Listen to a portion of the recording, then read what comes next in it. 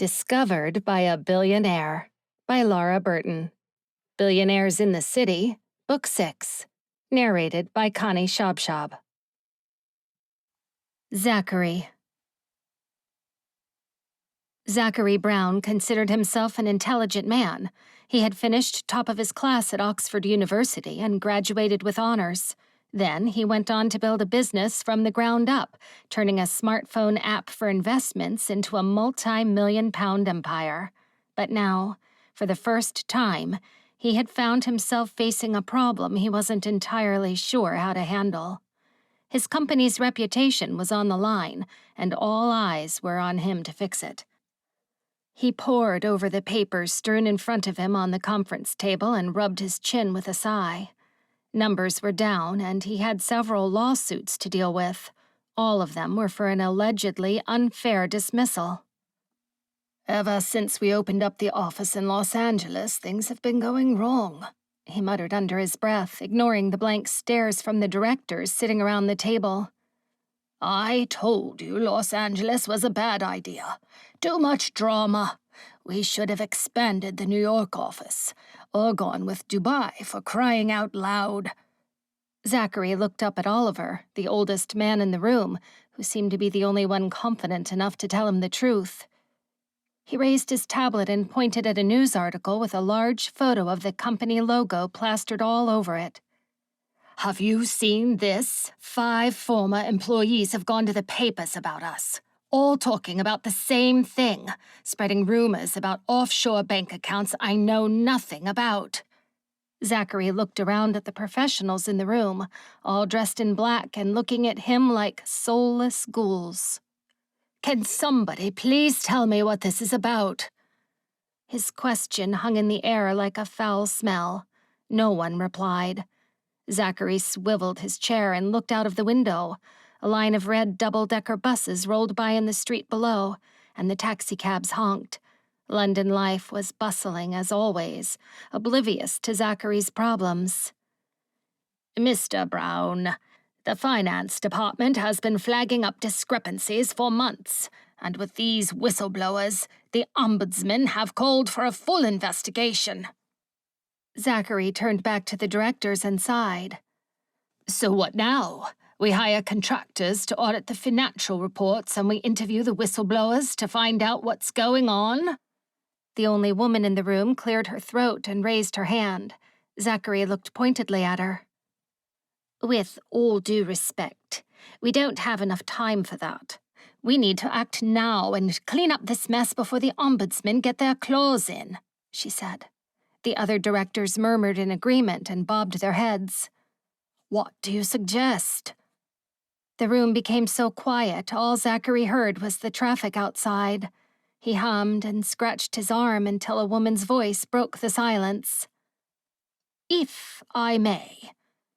Zachary looked at the petite woman Natalie with an arched eyebrow, willing her to share an idea, any idea, to deal with this mess. She shifted in her seat. "I did my own investigation," she began, her eyes taking in every person at the table. She stood up, walked to the head of the table, and switched on the projector. "The 5 former employees all worked under one person, Melanie Hart." The face of an angel flooded the back wall, soft white blonde curls, crystal blue eyes, and little rosebud lips curved upward.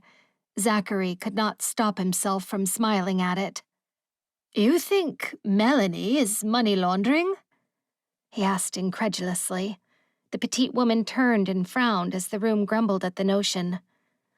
"I'm not entirely sure, but if anyone knows what is going on, it's her," she said firmly. "Now we need someone to go undercover as a new employee in the finance department. Do some digging around and find out if there's any truth to these rumors." Zachary inhaled and puffed his cheeks out. "And when you say someone, you mean—" He looked around the sea of eyes boring into him like lasers. "Me?" "Yes, that's not a bad idea," one director said, stroking his dark mustache. "But I'm the CEO of the company. How will I pull that off? Zachary said. Aren't you more concerned that there are people who are potentially siphoning dirty money through the business? Another director asked, wagging a stubby finger at him. Zachary swallowed. He knew about statistics and market share. He knew nothing about money laundering or whistleblowers, and above all, he hated lies. How could he possibly go undercover and pretend not to be the billionaire owner of the company? But if the rumors were true, and the ombudsman found evidence of illegal activity in his business, Zachary's excellent reputation would be forever ruined. He stared at the photo of the blonde woman, smiling as sweetly as if butter wouldn't melt in her mouth. Fine, I'll do it, he said. How long can you stall the investigation? He asked the woman, who was still standing beside the projector. She knitted her brows together and murmured something under her breath. 3 weeks. A month, tops, she said. Zachary whistled. Right. So I just need to fly to Los Angeles, pretend to be the new guy, find out about any illegal activity, and identify the culprit.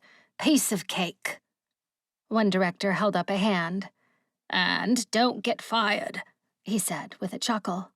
The room guffawed in response, except for Zachary, who raised a brow. Right. Well, I guess I need to get packing then, he said, pushing back from the table and rising to a stand. The directors followed suit. Here's to saving the business, Zachary said, raising his mug. He put on a bold grin, but his insides were churning. Zachary was a homebody.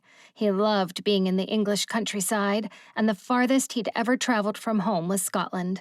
Now he had to fly to America, lie to his employees while looking for information that would square the company accounts, and try not to get fired in the process. He stared at the blue eyes on the wall and his heart leapt, but then he shook himself and did his best to smother the excitement brewing inside. He couldn't be attracted to Melanie. Melanie. Her name really rolls off the tongue. Zachary clenched his jaw. Oh, and Mr. Brown, the petite woman said as the directors filed out of the room. Zachary joined her and gave her a polite smile, trying to ignore the photos staring at him from the wall. Melanie has a reputation for breaking hearts, so be careful. Zachary wanted to laugh, but thought it impolite. Instead, he faked a serious face and nodded. Thank you for the warning, he said formally. His eyes flitted to the photo of Melanie and he smirked. Getting his heart broken was not on the list of worries he was dealing with right now.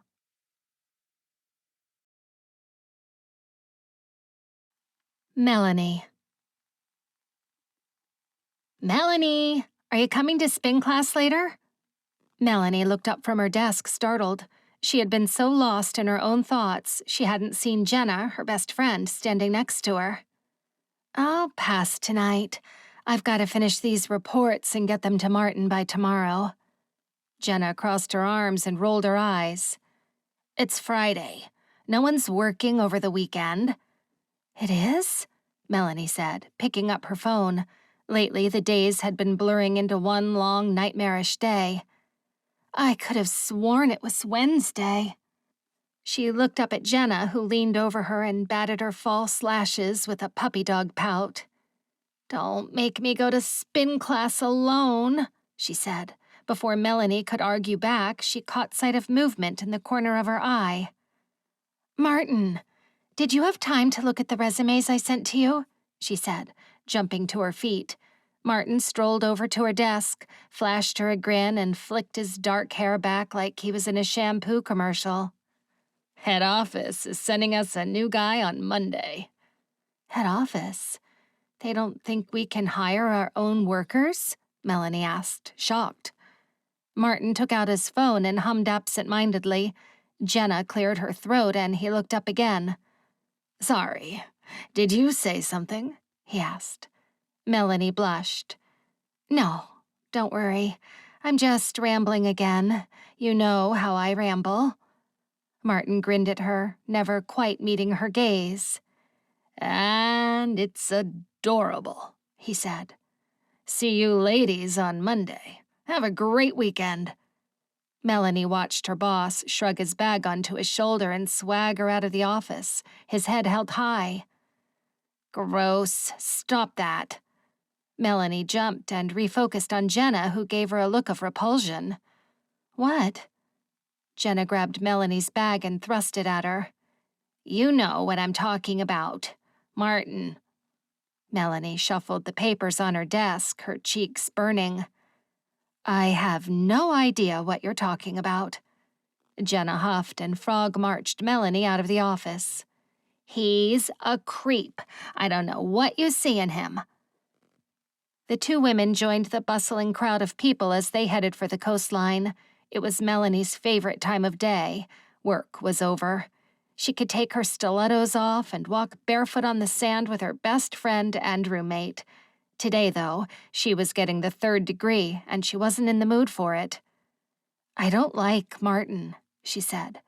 It was a lie, and the hard look Jenna gave her told Melanie she wasn't fooling anyone. Melanie did like Martin. From the first moment she set eyes on his perfectly sculpted face, glossy black hair, and dark eyes, not to mention his muscular body that no amount of clothes could possibly conceal. He was beautiful, the perfect model of a man. Oh, yuck. You're thinking about him, aren't you? Jenna's voice cut into Melanie's thoughts like a knife, and the mental image shattered. I don't see why you don't like him. She pointed at Jenna, who arched a brow. They reached the beach and took their shoes off in unison. The sensation of white sand between her toes was the best feeling in the world. For a moment, she forgot about all of her worries. Jenna, however, had not forgotten their conversation. She began to list the reasons she did not like Martin. He has inappropriate nicknames for the women in the office. But that's sweet. He's just being friendly. Jenna shot Melanie another look. He leans against the desk when he talks to you. Oh, he leans. How horrible. Better call HR. Melanie shot back, her voice dripping with sarcasm. He just makes me feel icky. I can't put my finger on why, Jenna finished. Melanie sighed as they strolled along the beach. There were tourists on the seaside. Kids ran about laughing while their parents bathed in the sun, looking like they didn't have a care in the world. You know how much stress I've been under recently. I've had to fire 5 employees within 6 weeks. 5! And if it wasn't for Martin's grace, I would... Jenna snorted, interrupting Melanie's train of thought. Martin's grace? Oh, please! Jenna didn't understand. She had not been in those meetings bombarded with accusations of money laundering, nor had she been the one who had to sit down with 5 sweet guys and tell them they were fired. Melanie's own job was on the line, and if she got fired, she didn't know what she'd do. Martin understood that. He had been told by his superiors to get rid of her too, but he'd fought for her instead. That didn't sound like something a creep would do. That sounded like a hero. You don't know what he's done for me, Melanie said finally. Jenna's face soured. Gross. Melanie nudged her in the ribs with a nervous laugh. I mean, he saved my job. I know he appears shallow, but he has a big heart. That's your problem, Mel. You don't know the difference between a man's heart and his ego. Melanie opened her mouth to retort, but no words came out. Jenna was right. Melanie did not have the best track record with men. She always ended up with a jerk. Her mother used to boast about being related, albeit distantly, to Marilyn Monroe. Anyone would believe it, too. She had the same hourglass figure and porcelain skin. But beauty came with its own set of problems. There was the constant worry that guys only liked her for her looks. There was the undisguised lack of respect from her co-workers. It was a marvel that she had ended up in a managerial position. That was thanks to Martin, too. If it wasn't for him, she'd still be working in the data entry team, slaving away for minimum wage. Jenna seemed to be following Melanie's thoughts. She slipped an arm around her and gave Melanie a squeeze. "I'm sorry," she said. "I don't mean to give you a hard time, and I know you're going through a lot. I just don't want to see you get hurt again." Melanie's face broke into a smile and her heart warmed. Jenna had been her best friend for over a decade. They had been roommates since college, and Jenna had become protective of her, always there to pick up the pieces whenever Melanie went through a breakup. Even if Melanie were to never find a man to settle down with, she knew she'd be just fine because Jenna would be there. "I know. You're a great friend," she said. Jenna grinned. "So, new guy starts on Monday? Wanna bet how long he lasts before he gets the chop?" Melanie frowned. "Not funny yet? My bad." As they walked in silence, Melanie bit her lip and looked out at the horizon. She wondered who this new guy was, and whether Martin would tell her to fire him too, or if this time, she would be the one in the firing line.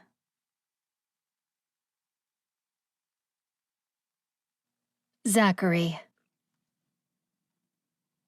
After a long flight crammed in economy next to a man who had garlic fumes spewing out of his pores, Zachary grabbed his bags and flagged down a cab with a grimace.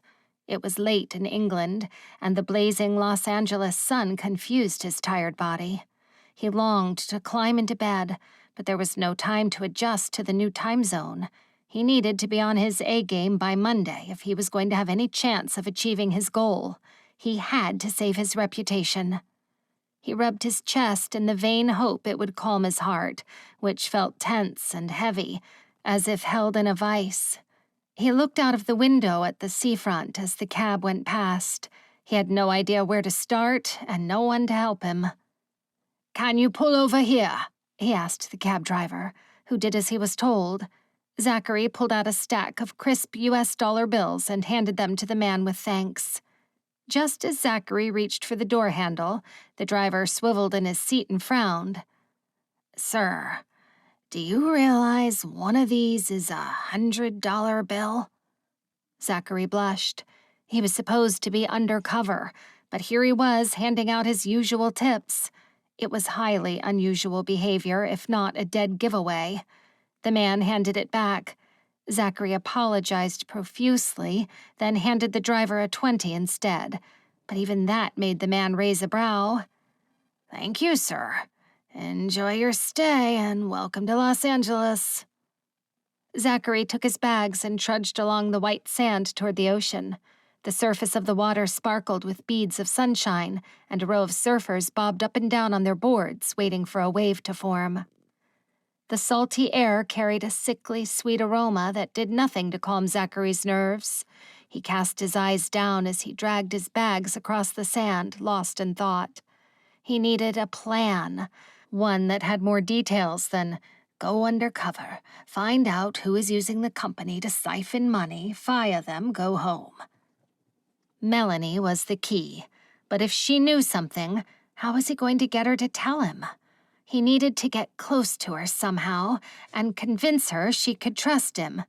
"Heads up!" Zachary looked up, and a ball smacked him square in the face. It hit him so hard, the force knocked him off his feet and set off tiny flashing lights in the darkness behind his eyelids. He stumbled sideways and collided with someone. "Ouch! What the—" a female voice said. Zachary rubbed his eyes, muttering his apologies, then blinked into the sunlight. A soft halo surrounded a woman's face, and she looked distinctly familiar. "Are you real?" he asked faintly, resting a hand over his heart. His question was met with a nervous giggle. The woman's white blonde hair hung straight and sleek, resting on her collarbone. Her crystal blue eyes seemed to pierce his soul, and Zachary swallowed hard. The way she looked at him had him wondering if he had somehow lost all of his clothes and was now standing naked. He stiffened and patted his body. then breathed out in relief when he felt the cotton fabric under his hands that was still shielding his nakedness. "You want to watch where you're going next time?" Another female voice jolted him out of his head. Zachary rubbed his eyes and jumped into action. "I'm terribly sorry," he blurted, scrambling to pick up his bags. He took a step to the side, away from the sunlight, and two women came into perfect vision. Next to the blonde stood a tall brunette with broad shoulders and an athletic figure. She turned to her friend. "He sounds British. We should let him off." The blonde stifled another laugh with her hand. Zachary reached out for the blonde, eyeing the red graze on her arm. "Did I do that? Are you all right?" She looked down, following his line of sight, and her cheeks flushed. She shook her head with a soft laugh. His heart leapt at the sound. "She's adorable." "It's nothing. Don't even worry about it," she said. Her accent matched the Hollywood A-listers he had heard on TV. He wondered if that was why she looked so familiar. Perhaps she was an actress? "Are you lost?" her friend asked, eyeing his bags with furrowed brows. Zachary dropped them at his feet, letting his shoulders sag as he laughed at how odd he must look, standing on the beach, wearing a suit, carrying his luggage. "I just flew in from Oxford for a new job. I thought I'd check out the beach." The friend's face turned gleeful, and her eyes flashed as she smiled at him. "Well, in that case, I'm Jenna Edwards," she said, holding out her tanned hand. Zachary shook it, smiling back. She jerked her head to the blonde, who tucked a portion of her hair behind her ear with a bashful chuckle. "I'm Melanie Hart." Zachary's blood turned cold as he took her hand. "I know you," he blurted. Melanie's expression turned curious, and she tilted her head. "You do?" Zachary clamped his jaw as his stomach clenched. No, he didn't know Melanie. At least, she wasn't supposed to know he knew her. "Great. I've been here for 10 minutes and I've already blown my cover." Determined to save the situation, he began to ramble.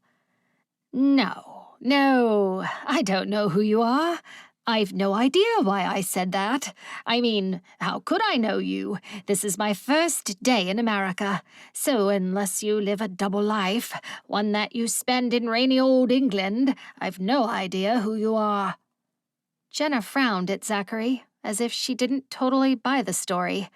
Zachary couldn't blame her. He sounded ridiculous. Melanie gave him a charming smile nonetheless, her pretty whites gleaming at him. "You're funny," she said. "And your accent is so—" "Melanie, we're going to be late for spin class." Jenna grabbed Melanie's arm and yanked on it, pulling her friend away. "Have a great stay, Zachary." "Right. Well, bye, Zachary," Jenna said, her voice strangled as she tugged Melanie away. Zachary waved, and Melanie gave him a shrug with a guilty grin, then turned and followed her friend. Zachary dragged a hand through his thick hair and sighed. Of all the people to bump into on the beach, what were the odds he'd bump into her? Zachary enjoyed statistics and numbers. If he wanted to, he could have worked it out.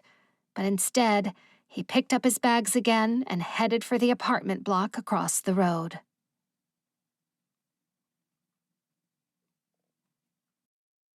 Melanie went to spin class with Jenna, but she wasn't entirely happy about it. By the time the class was over, however, she was glad she had. Endorphins streaked through her whole body and her heart buzzed. But she wasn't entirely certain it was the exercise that had her feeling so alive. She traced the outline of the red mark on her arm, evidence of the cute British man tumbling into her. He had dark blonde hair and a killer smile. Just thinking about him had Melanie's stomach doing flips.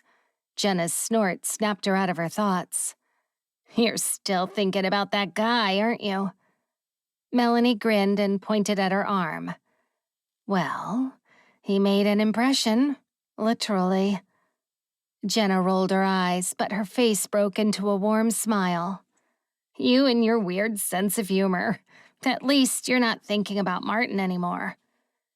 They linked arms as they left the gym and entered the elevator. Melanie and Jenna shared a small apartment above a gym. One of the perks of being a resident meant they had 24-hour access, so there were no excuses not to work out. They let themselves into a room filled with golden sunlight. Melanie dropped her gym bag and marched over to the windows. They faced the beach, and the view made up for the small space. She could just make out a group of people doing Tai Chi, the last class of the day. Living in LA was a dream. The hustle and bustle of city life meant there was always something happening, but the sea and almost constant sunshine made it feel like she was always on vacation. Jenna set her bag on the countertop. Oh, shoot. I forgot to check the mailbox on the way up. Will you check it for me? I'm going to take a shower before my date tonight. Sure, Melanie said. The adrenaline rush from earlier was short-lived. Worries crept back into her mind, growing like weeds. Melanie was not a numbers person, and she couldn't quite work out how she had landed a job as a manager in the accounting department. Martin assured her she wouldn't have to look at the figures, just sign the quarterly reports before handing them to Martin to look over, and make sure the team did their work. It was simple enough. Until her team had begun to complain that some transactions looked suspicious. But soon after that, she'd begun to discover that they'd done something incompetent at one point or another. With Corey, she'd found an email he sent to himself with a list of bank account details. So he had to go. Mark's report had not been filed correctly. Austin broke his contract by working for a competitor. Chris was there for only a week before HR flagged his background check, and he was immediately shown the door. The latest man to get the chop was Lewis, who had destroyed stacks of paperwork after everyone had left the office. Firing staff was not something Melanie signed up for. She was perfectly aware that it had to happen sometimes. But she'd never imagined being in a position where she'd have to do the firing. And the idea of this new person from the head office made her nervous. They must have been great if head office wanted them on board, though. She allowed a minuscule amount of hope to bloom that this person wouldn't be as incompetent as the others. The worries crept in again. What if they didn't get on? Melanie was an overthinker at the best of times, and right now, her brain was working double time as she walked to the mailbox. So much so, she wasn't paying any attention to her surroundings. It's you. Melanie was jolted out of her thoughts. She took a proper look at the man standing next to the mailboxes. To her surprise, it was the same man she had seen at the beach. If Melanie believed in fate, she would have thought that there was some universal force drawing her and this Englishman together. But she put it down to a strange coincidence and gave him her best smile. Hi. What was your name again? Zachary. He offered his hand with a cheeky grin. Melanie took it and tried to pretend his touch wasn't sending tingles up her arm. Zachary, that's a pleasant name. Do your friends call you Zach? She asked. I suppose if I had any, they would. Zachary looked at her with a deadpan face, and Melanie held her breath, wondering how to react. But then he broke into a laugh and shook his head. No, sorry. Bad joke. I have friends, but I prefer Zachary. He nodded up to the stairs. Do you live in this building? He asked, changing the subject. Melanie followed his line of sight. Yes. Do you live here now? Or are you stalking me? Zachary's face paled as he looked at her with wide eyes. She smirked. Relax. I'm kidding. They chuckled and avoided eye contact for a few moments. Is he nervous? He is too cute. I'm renting. Oh, Mr. Lloyd's place, right, Melanie said. Zachary met her gaze with an appreciative grin. Yes, that's it. So is there anything I should know about the place? Melanie turned serious and leaned in to speak in a low voice as a couple walked out of the elevator. Well, they say the old man died in that very apartment. Don't be surprised if you hear strange noises. It's haunted. Zachary gulped and stared at her with wide eyes. But I only spoke to him on the phone yesterday.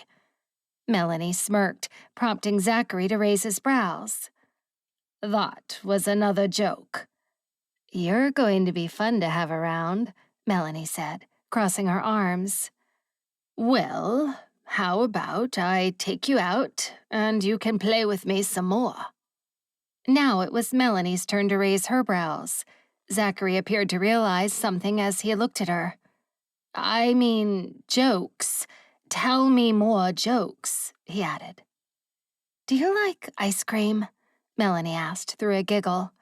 Zachary placed a hand over his stomach. Can't get enough of the stuff. Great. Tomorrow afternoon, I'll meet you here. Perfect. I look forward to it. Zachary gave Melanie a wink. Then he scaled the staircase with his bags and didn't look back. Melanie grabbed the mail, slammed the locker shut, and chewed her lip with a nervous grin. Just like that, her day was looking up. She couldn't wait to tell Jenna she'd landed a date with the cute British guy, even though she was looking disheveled from spin class. Perhaps then, she wouldn't have to suffer any more lectures about Martin. Joey's was the best place in town for ice cream. It sat on the pier and stayed busy no matter the day of the week. Today was no exception. Zachary held the glass doors open as Melanie stepped inside. The two of them had to shoulder their way through a jostling crowd to find a small table miraculously vacant in the corner of the room. Melanie took her seat and brushed her skirt off anxiously as Zachary sat across from her. A golden ray of sunlight beamed in through the windows and rested on his hair. He grinned sheepishly at her, a line creasing in his right cheek. Melanie thought about asking him a question, but couldn't think of anything clever to ask. So, do you know any good jokes? Zachary asked as he picked up the menu. I thought the idea of telling jokes was the joke, Melanie quipped back, the corners of her lips lifting. Zachary looked up from the menu and leaned in, his face turning serious. I never joke about jokes. He spoke in such a low voice it sent shivers of excitement through Melanie's body. She grinned. They ordered their ice creams from a woman who had a huge baby bump and a massive spray of red hair. Okay, I made one up just now, Melanie said as the redhead walked away. Zachary leaned back and grinned. Original? I like that. Okay, hit me with it. What do you call a loud, nosy dessert? Melanie asked. Zachary's brows knitted together to form one line across his forehead as he looked down and thought. I don't know, he said finally. Melanie tried to ignore the heat rising to her cheeks as she responded. Eyes scream. Zachary stared at her blankly as the joke took its time to register. Then, his face broke into a gleeful smile and he doubled over in mirth. It's funny, right?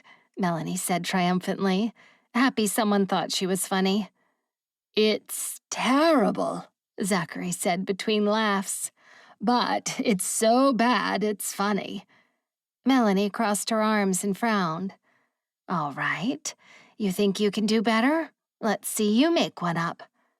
Zachary stopped laughing. Now? Melanie nodded and eyed the man with curiosity as his gaze flew around the room. How about a pun battle? He offered. He jabbed his thumb toward a dog sitting outside the ice cream parlor looking in.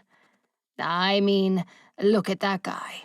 He looks like he's had an appalling day. Melanie glanced at the dog, then rolled her eyes. I bet he has a long tale to tell. Zachary's face turned gleeful, and he sat up a little straighter. It would be a rough story to listen to. Melanie and Zachary spent the next 20 minutes sharing puns until even the people around them rolled their eyes. Okay, you win, Melanie conceded, raising her palms. You could do this all day long, couldn't you? She scraped the last of the chocolate ice cream from her pot and sucked on the spoon. The heat of Zachary's stare sent butterflies to her midriff. Do you like stand-up comedy? He blurted. Melanie took the spoon out of her mouth and nodded. Sure, who doesn't? Zachary grinned. How about we go to a comedy club? I walked by one today, and they've got a show on Tuesday night. My treat. Melanie bit against her smile as she thought about it. Are you asking me out on a second date already? She asked. The rush of color that rose to Zachary's face melted her heart.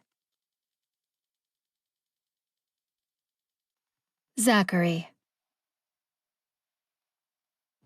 collapsed onto the squeaky old bed in his new apartment with a groan.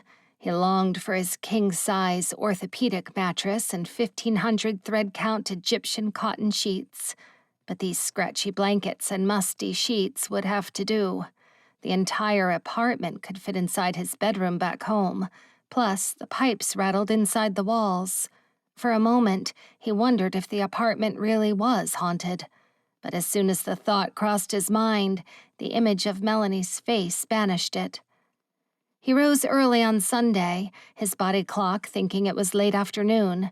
His phone had already had several missed calls, and he didn't dare check his email. All he could think about was Melanie. She was beautiful, yes, but there was an innocence about her that had him hooked.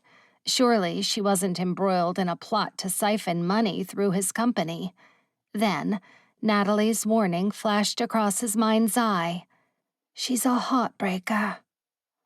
Zachary grinned into his pillow at the thought. As a young boy, his aunts would pinch his cheeks and say to his mom, "He's so handsome. He's going to be a real heartbreaker when he's older." He wondered if he and Melanie hadn't been cut from the same cloth. They liked to laugh, and they certainly did that a lot. They'd both been referred to as heartbreakers, too.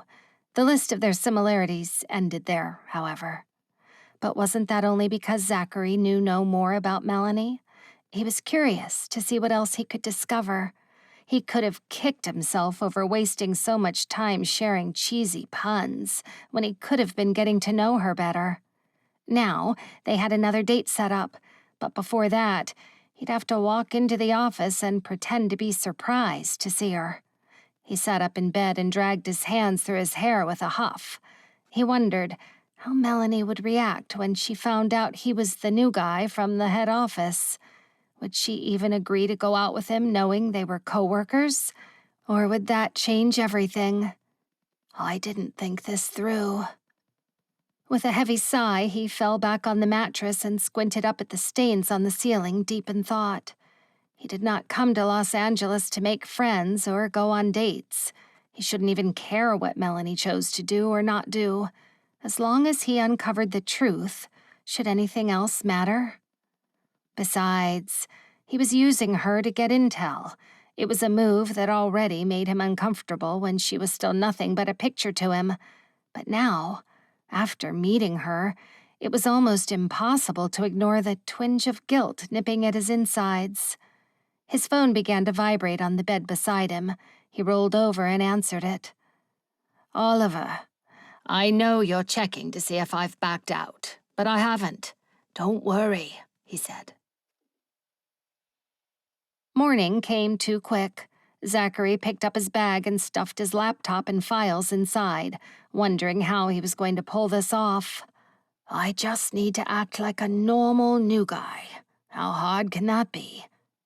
As far as anyone in Los Angeles knew, he was an average Joe heading to his first day at work, not the billionaire CEO of the company. The office was on the top floor of a high-rise building overlooking the sea. Zachary thumbed through his messages as he listened to the cheesy elevator music, waiting for the ping to announce his arrival. He looked up as the doors rolled back and stepped forward. A young woman who didn't look old enough to drink sat behind a reception desk. The words E-Smart Investments hung on the wall behind her head. "Hello, my name is Zachary. I know," the woman said glumly. Her droopy eyes rose to meet his horrified stare. "Head office called. Don't worry, I won't hold it against you." Zachary stepped back with surprise. "I beg your pardon." This woman had an attitude. He wondered why head office would tell her his actual name. She smiled, but the smile didn't quite reach her eyes. "Because, you're British. Coming over here, taking our jobs. Folks round here don't like that. But it's all good with me." She tapped on a sign-in book with her pen and handed him a lanyard with a picture of his face tacked to the end of it. The word Zachary Whitehead stared back at him. With relief, he signed his fake name in the book and stuffed the lanyard over his head. "You know," he said, leaning against the desk, "you're the first person people see when they walk into this office. You are the face of E-Smart Investments. What's your name?" The woman gave him a sarcastic smile. "Not interested." She huffed and narrowed her eyes at him. "Accounting is down the hall, third door on the left." Zachary glanced at the ID card hanging from her neck. "All right, Gabby. Have a great day." A tall man with broad shoulders approached. He had a square jaw and a dimple in his chin.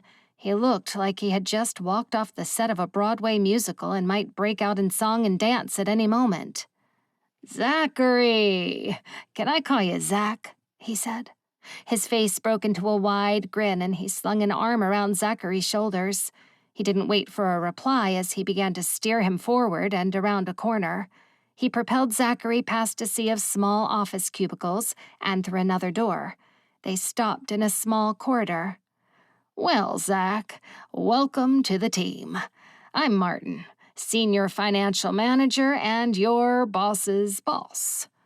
They shook hands, and it took all of Zachary's resolve not to roll his eyes. "So you're from England. Whereabouts?" "I just live outside of charming place," Martin cut in, smiling up at the ceiling. "I went there for a summer. The food was bland, but the houses were cute, small like little matchboxes." He pinched his index finger and thumb with a chuckle. Zachary tried his best not to laugh at this man's idiocy. "Who hired this guy? What a goon." "Hey, why don't we go for a drink later? I'll give you the lowdown on life here in L.A. Zachary couldn't think of a worse way to spend his time, but a conversation with Martin was an excellent opportunity to ask some questions. "Sure," he said finally. Then the door opened and in walked the most gorgeous woman he had ever seen. Martin followed his line of sight. "Ah, perfect timing," he said as the woman reached them. "Zach, meet your manager, Melanie Hart."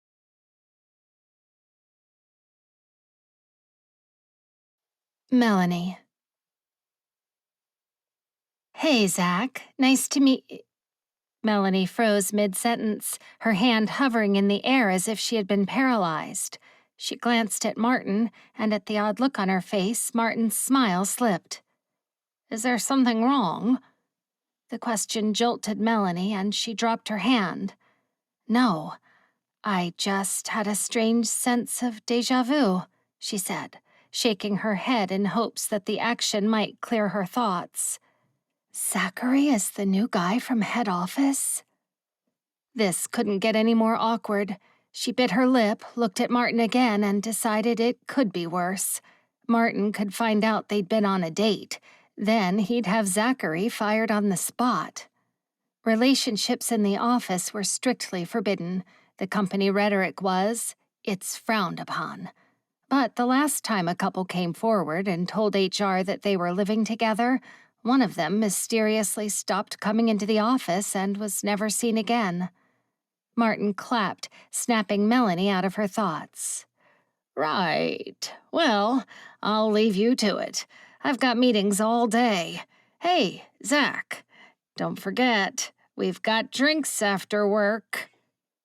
Zachary's cheeks dimpled as he smiled back. They stood in an awkward silence and waited for Martin to leave. The door swung shut, leaving them alone in the corridor. Zachary grinned sheepishly at her. "Hi," he said finally. Melanie's stomach tightened.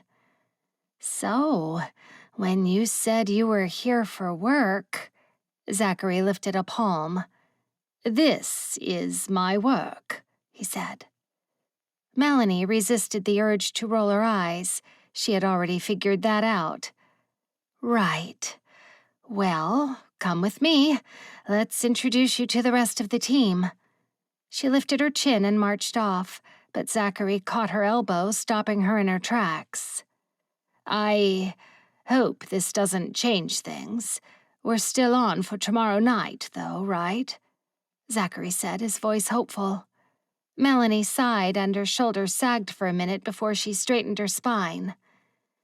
"I'm not sure that's a good idea."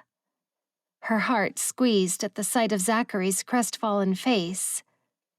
"Well, there's nothing romantic about comedy." "None at all," Zachary chimed in, nodding along. "I mean, I don't know about you, but sometimes when I laugh, I snort."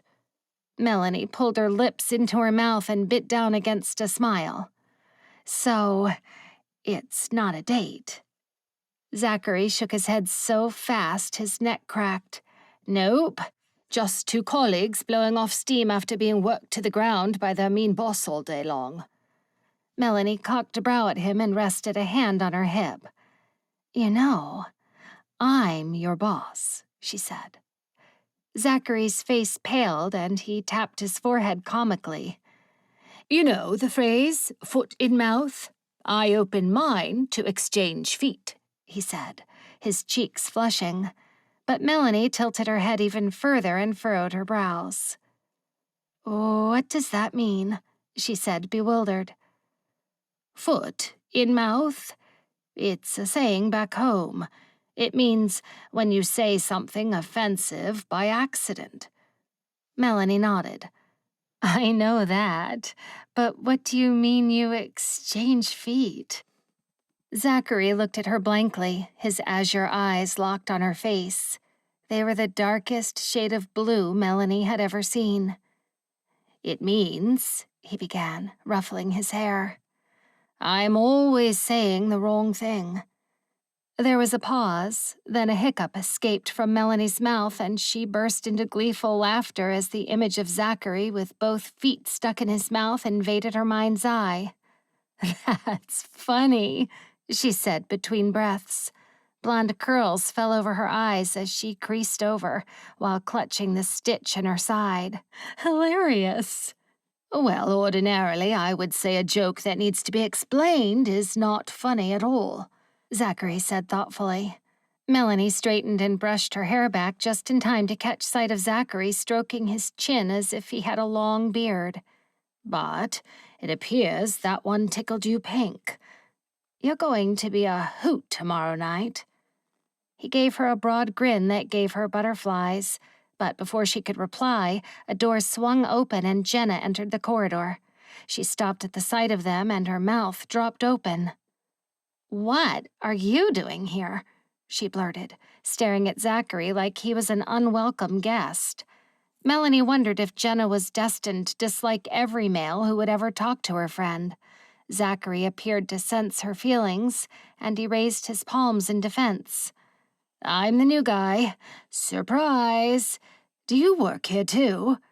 Jenna gave him a dark look. Sensing the tension in the air, Melanie nudged her best friend in the ribs and hissed, "Be nice."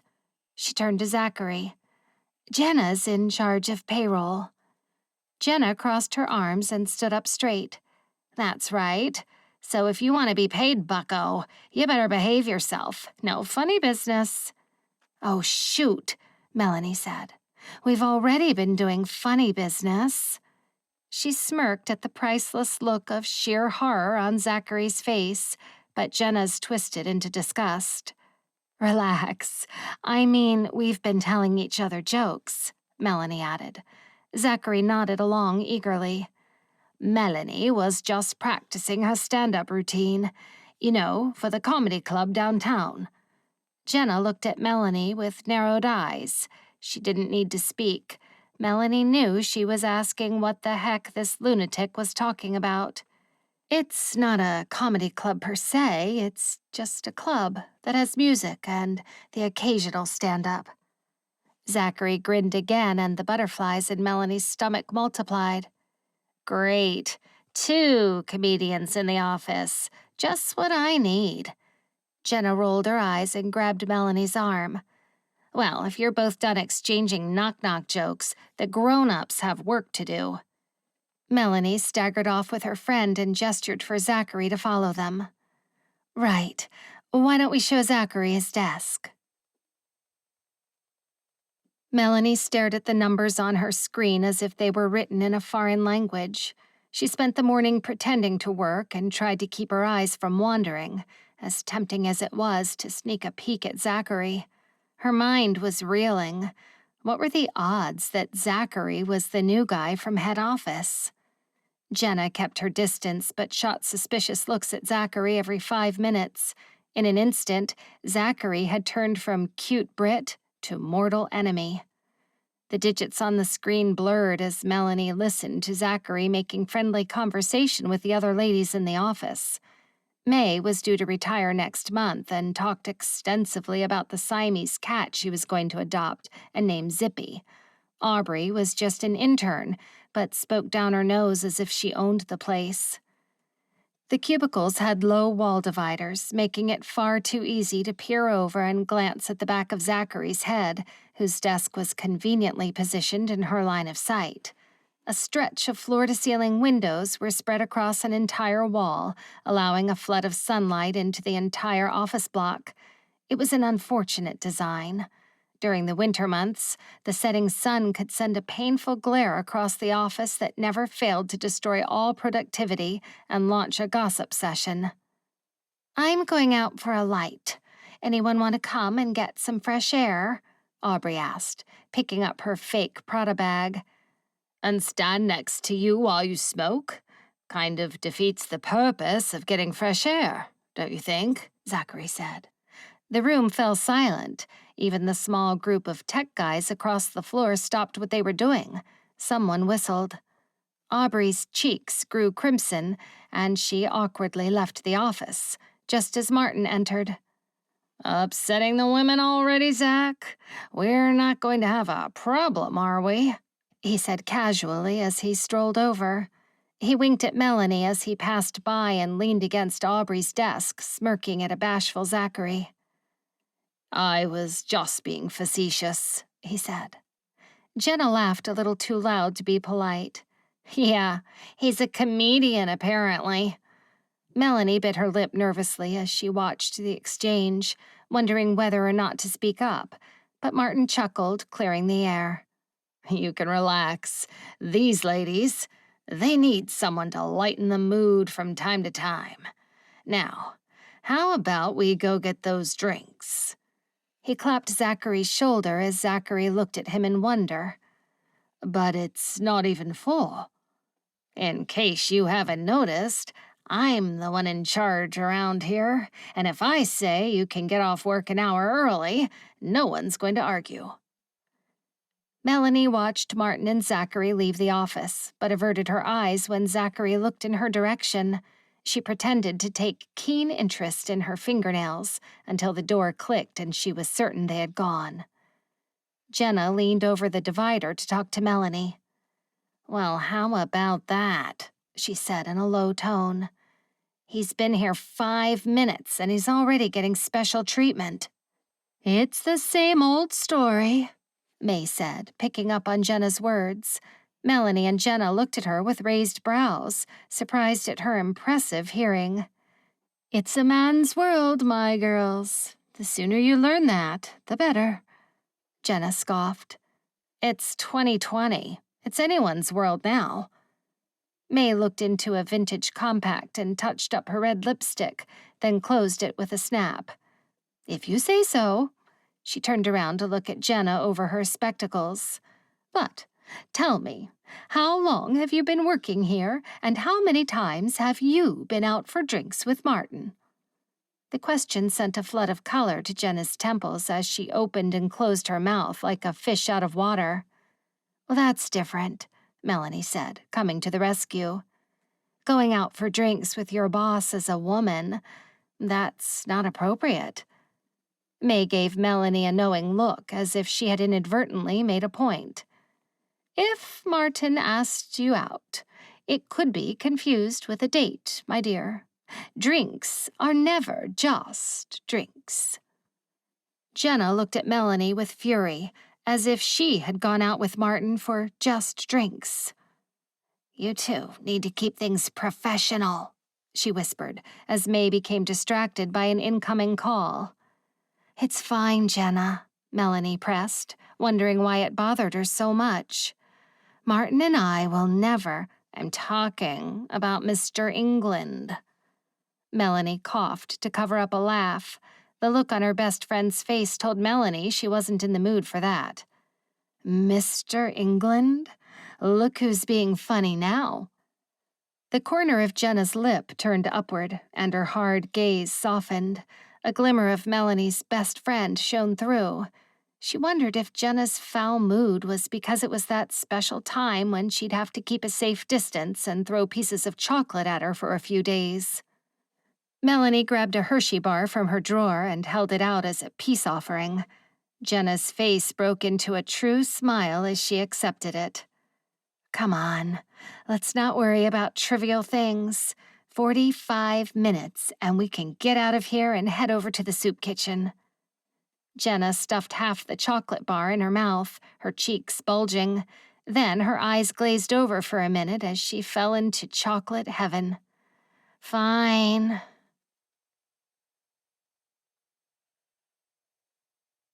Zachary. Martin thumped the granite counter with his palm.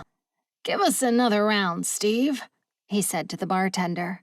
He spun in his stool to give Zachary a sloppy grin. The bar was quiet. One solitary business executive sat in the dark corner of the room, cradling a pint as if his life depended on it. If the hollowness in his eyes and ashen gray face were not enough to convince Zachary he'd had a bad day, the cardboard box on the table told the story. Martin had been throwing back whiskey like it was going out of style, while Zachary sipped on a club soda. "You don't want something stronger?" Martin said, eyeing Zachary's drink. "I'm 10 years sober," Zachary said, lifting his glass to his lips. The weight of it in his hand was all too familiar. He was like a diabetic walking into a candy store. But Zachary needed intel. Martin willingly intoxicating himself presented a unique opportunity to ask questions. But before he could ask any, Martin asked one instead. "So, what's your story, Zach?" The question threw Zachary off. He spluttered as his drink went down the wrong way. The effervescence burned his windpipe. "I'm sorry. What do you mean?" He set down his drink and cleared his throat as Martin knocked back another whiskey. Martin smacked his lips together and sighed contentedly, the corners of his eyes drooping. "Come on, everyone's got a story," he said in a drawl. "What is it?" Martin dangled his empty glass and refracted light flashed in Zachary's face. He winced and tugged on his shirt collar, feeling like he was sitting on the hot seat. He hadn't come up with an undercover backstory. The only one that came to his mind now was his real one. "Well, my dad was a heavy drinker. So was his dad before him." He cast his eyes about, looking through the murky windows at the people walking past the bar, unaware of his worries. "He wasn't around much. I have very few memories of him during my childhood. He was old school. Children were to be seen and not heard." "Sounds like a jerk," Martin blurted, then grabbed Zachary's arm with a look of horror. No offense. My dad was a jerk, too. He turned back to the bar and slumped on his forearms. My ma's from Mexico. She was his maid. Typical love story there. She tells me it was true love, but he treated her real bad. There was a pause, and the words clung to the air above their heads, hovering like a dark cloud. I'm sorry. That's hard, Zachary murmured. So our dads ruin their lives with drink.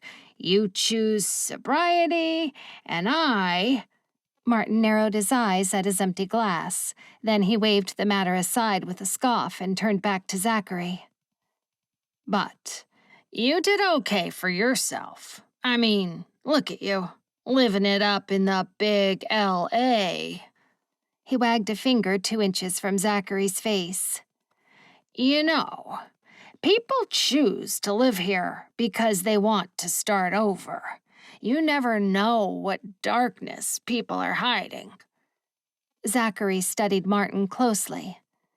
And what is it you're hiding? He asked. Martin's eyes narrowed at him, then his face broke into a grin and he chuckled. You're all right, Zach. He gripped his shoulder. You're gonna fit in around here just fine. Zachary cocked his head to the side, matching Martin's grin. What makes you say that? He said. Martin leaned forward, giving Zachary a steely stare. Because you're hiding something too, and you're terrified that someone is going to find out the truth. I can see it written all over your face. Zachary's heart jolted, and he set his jaw. The 2 men sat still, having a silent standoff like 2 kids playing a game of don't blink. Then, slowly, Martin released Zachary's shoulder and sat back. I should go. I'll call a cab, Zachary offered, throwing a stack of dollars on the bar. Martin shook his head. I can call my own cab. You stay. Enjoy the music. I'll see you tomorrow at work. Zachary watched with his arms hanging limply by his sides as Martin walked out of the silent bar. A sense of foreboding flooded his chest, knowing that Martin was already on to him. He needed to find out what he could as soon as possible, before Martin discovered the truth. Zachary paced his apartment with his headphones on as Oliver Howell ranted to him on the phone. I've only been here 1 day. I hardly had the chance to find anything out. Well, you better think of something soon. You're not there to have fun, Zachary. May I remind you that the press will have a field day if this gets out, and you can kiss your company goodbye. We don't know anything yet. Besides, all of them in the office seem like good people, Zachary said. We've had our auditors look at the financial reports. 6 figures missing over the last 3 tax years. They're clever about it. It looks like a digit here and there, as if it's a clerical error. But one thing is certain, someone is pushing money through the company. And if we don't find out who it is and put a stop to it, the ombudsman will make an example out of us. Zachary pinched the bridge of his nose and resisted the urge to sigh as he thought about the people in the office. He was certain Melanie wasn't part of a scandal. May, the sweet old cat-loving lady, needed help updating her phone. Surely she was not capable of siphoning money. The only crime the intern Aubrey was committing was throwing years of her life away by smoking. Martin was troubled, sure, but he was well-liked in the company and seemed to harbor demons outside of the workplace. The only person he wasn't sure about was Jenna. But whoever was using the company to siphon hundreds of thousands of dollars would need motive to undergo that much risk. Zachary reassured Oliver before he ended the call. Then he opened his bag and grinned at its contents. A plan was beginning to form, and Jenna was sitting at the top of his suspect list. He arrived outside Melanie's apartment and knocked. The door flew open, but it was not Melanie's pretty smile that greeted him. "How did you know this is our apartment?" Jenna asked, eyeing Zachary with suspicion. "The list of names on the front," he explained. Then he waved a giant slab of chocolate in the air like a white flag. Jenna's eyes lit up as she caught sight of it. "What is that?" "Call it a peace offering." "All right, I'll bite." Jenna took the chocolate, unwrapped it, and bit off the corner. Her eyes rolled back as she moaned. "British chocolate. It's... She didn't need to finish the sentence. The look of pure bliss on her face was enough. Zachary smirked. "There's another one for Melanie. Is she in?" "No, she's volunteering at the soup kitchen." "Oh, that's nice." "Yeah, she's annoying like that. Always thinking of charitable things to do. I was supposed to go with her, but faked a headache." "Huh. Then it must have been pretty hard for her to fire all those people recently." Jenna's eyes flashed open and she stared at Zachary, suddenly alarmed. "You know about that?" Then she sighed and leaned against the doorframe. "It wasn't her fault. She had to. I mean, all of them were doing some seriously shady stuff, and if she didn't fire them, it would be her head on the block." "I see. It seems like pretty bad luck to have 5 people doing dodgy dealings in a company." "Dodgy?" Jenna asked, looking at Zachary with a frown. "Never heard that one before." Zachary smiled, happy to see Jenna was no longer looking at him like he was a mortal enemy. He made a mental note to get more chocolate shipped over. "I heard rumors that some of them are going to sue for wrongful dismissal." "Who told you that?" Zachary shrugged and tried to act nonchalant. He was just a co-worker gossiping with another. No big deal. There was no way Jenna could suspect he was actually the CEO of the company in disguise. Jenna took another bite of chocolate and chewed thoughtfully. "You know, the last guy she fired actually lives in this building. I think he's moving back to Michigan, though. I don't blame him. I'd hate to be neighbors with my ex-boss, especially if I got fired." Zachary's ears pricked up. He wondered why no one on the board had told him that information. "He's here? In this building?" "Apartment 19B. Zachary's heart thumped against his ribs and he swallowed hard. "Great. Well, I'll see you around." He made to leave, but Jenna was staring at him so intensely it stopped him in his tracks. "She's off limits, you know." Zachary didn't need to ask who she was talking about. "There's nothing," Zachary began, but Jenna interrupted him with a laugh. "Yeah, right," she said. Then her gaze moved to the side, prompting Zachary to turn just as Melanie came into view. She was wearing her hair tied back into a tight bun, but a few flyaway hairs clung to her red cheeks. She looked at her friend inquisitively before she settled back on Zachary, offering a gleaming smile. "Hey," she said, sounding out of breath. "What are you doing here?" Zachary knew he needed to speak, but he had lost his voice. Instead, he just stood there and watched Melanie rummage in her leather bag. Her dark lashes rested on her cheekbones as she looked down, and the way she chewed her rosy bottom lip made Zachary's mouth go dry. "He was just leaving," Jenna said curtly, stepping through the door. She stuck out her arm and prodded Melanie in the shoulder with the chocolate bar. "This is for you." "Oh." Zachary grinned sheepishly as Melanie took the chocolate and gave him an odd look. "Thanks," she said, stuffing it into her bag.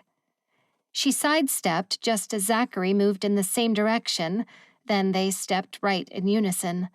They shared a bashful laugh when she planted her hands on his shoulders. "How about you stand there and I'll go here?" Then she walked past. The pressure on Zachary's shoulders remained even after she let him go. He felt as if she had permanently touched him. "See you tomorrow," he said over his shoulder as he walked away, trying to act casual. When he reached the stairs, he grabbed the rail and glanced back just in time to catch Melanie staring at him. Their eyes met, and for a moment, Zachary considered whether to say something. He wasn't sure what. As his brain scrambled to think of what to do next, Melanie waved and disappeared behind the door. His stomach knotted at the sound of it slamming shut. A vibration in his pocket pulled him out of his thoughts, and he reprimanded himself. Idiot. Focus on the task at hand. He put his phone on silent, not ready to tell the people back home that he was no closer to solving the mystery. But he remembered what Jenna had said about the last person who worked at the office. He looked up the staircase and hummed in thought. Without any other leads to go on, he figured now would be a good time to pay Lewis at 19B a visit.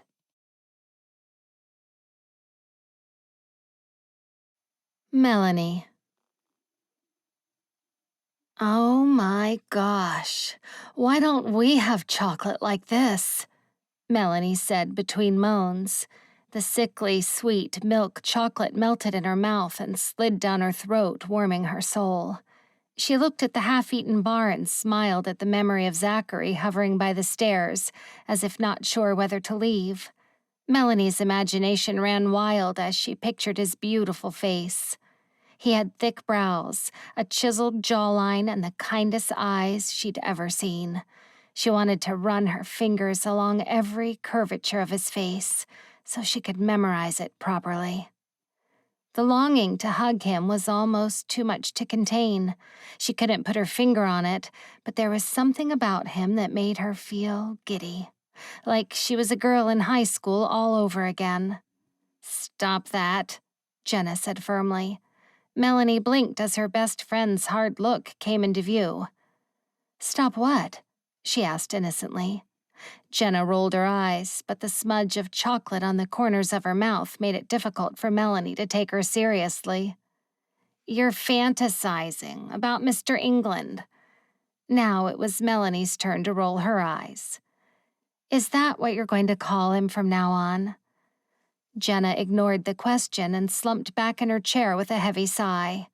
Melanie curled up on the couch and pulled a pink blanket over her legs. The weather had turned, and even with the heating on, it was cold. The seals on the windows had gone, bringing in a chill from outside. "Well, so what if I'm thinking about him? That's not a crime, is it?" "We're not allowed to date co-workers," Jenna said sternly. "Having a crush on Martin is one thing, but this guy, well, what you two have got going on is on a whole other level." "What?" Melanie asked. Heat rose to her temples. Part of her wanted to argue. The other part wanted to know if Jenna thought Zachary was as drawn to her as she was to him. "You've got inside jokes already, and the tension between you. Can you tell me what happened outside the door just now?" Melanie knew she was referring to their little sidestep dance, but she pretended to have no clue. She widened her eyes and did her best impression of a look of innocence. "I have no idea what you're talking about." Jenna leaned forward. "Are you two still going out tomorrow?" Melanie gawped like a fish at her friend, unable to form the words to explain they were just going out. Not going out. They were two friends going to listen to a comedy show. Nothing more. And yet, she couldn't quite bring herself to say it. Jenna looked at her shrewdly, then her face broke into a grin. "Be careful, is all I'm saying." She picked up the TV remote and chugged down the rest of her water, signaling the end of the conversation, much to Melanie's relief. "I'm going to go take a bath," Melanie announced as she rose to her feet, holding her blanket. Jenna acknowledged her with a grunt, too lost in the TV to care. Melanie left the room and couldn't stop herself from grinning. She could try to convince Jenna there was nothing going on between her and Zachary, but she couldn't convince herself that she wasn't excited about tomorrow night. She rooted through her closet, biting her lip.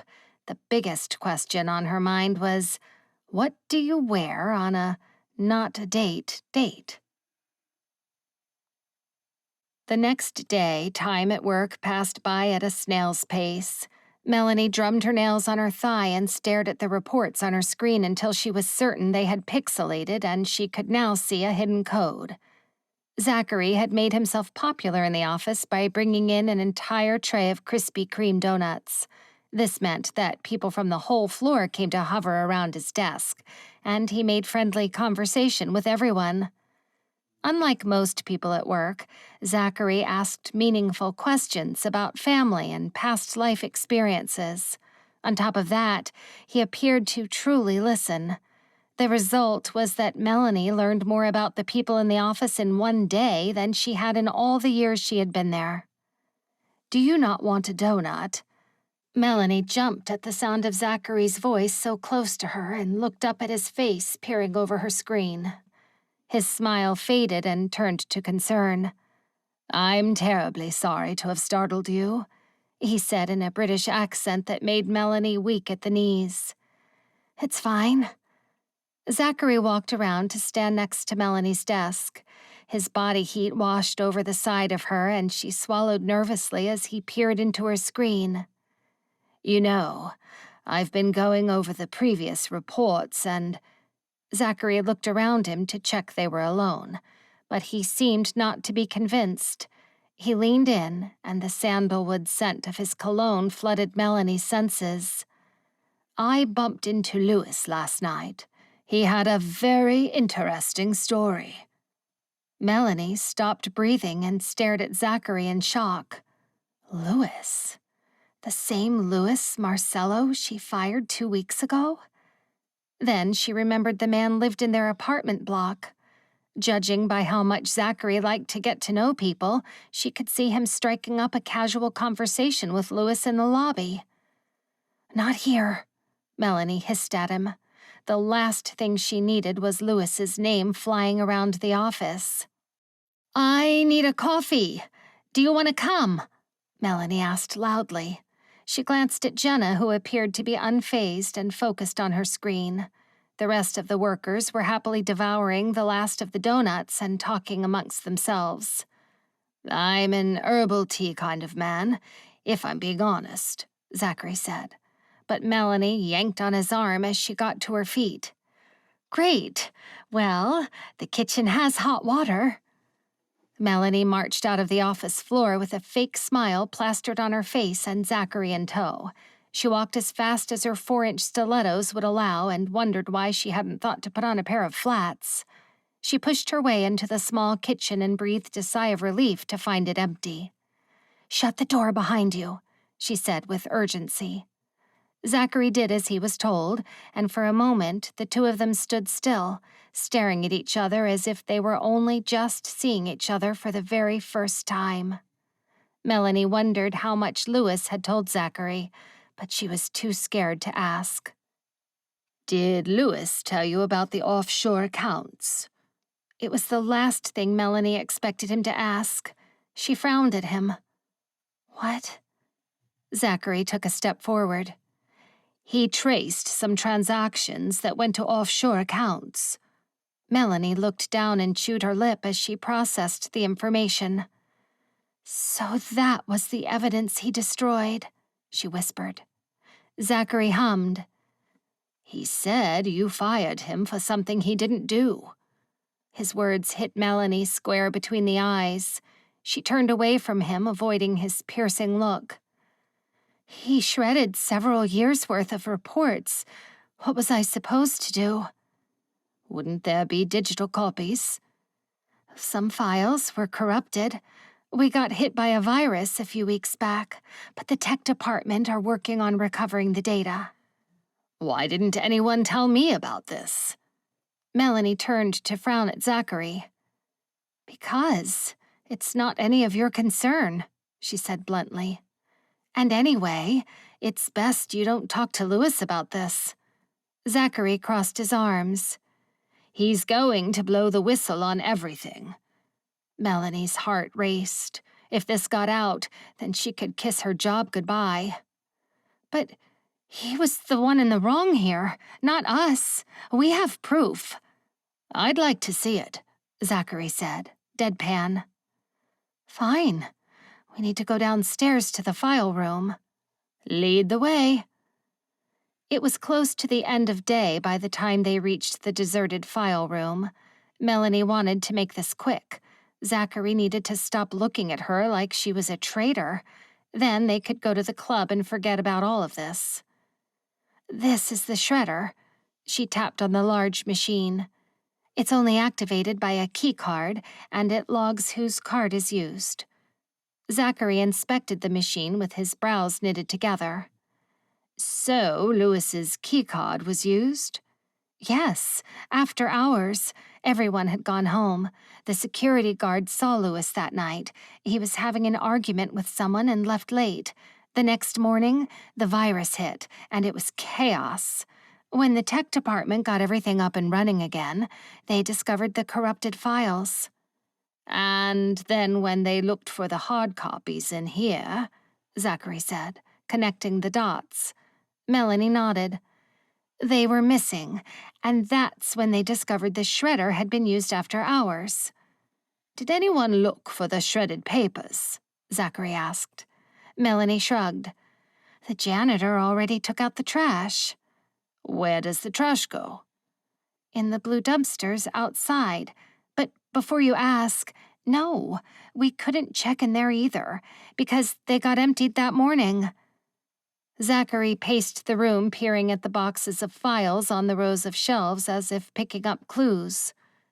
So, there was a virus to corrupt the digital evidence. The hard copies were shredded, and it all happened the same day the dumpsters were due to be emptied. Right.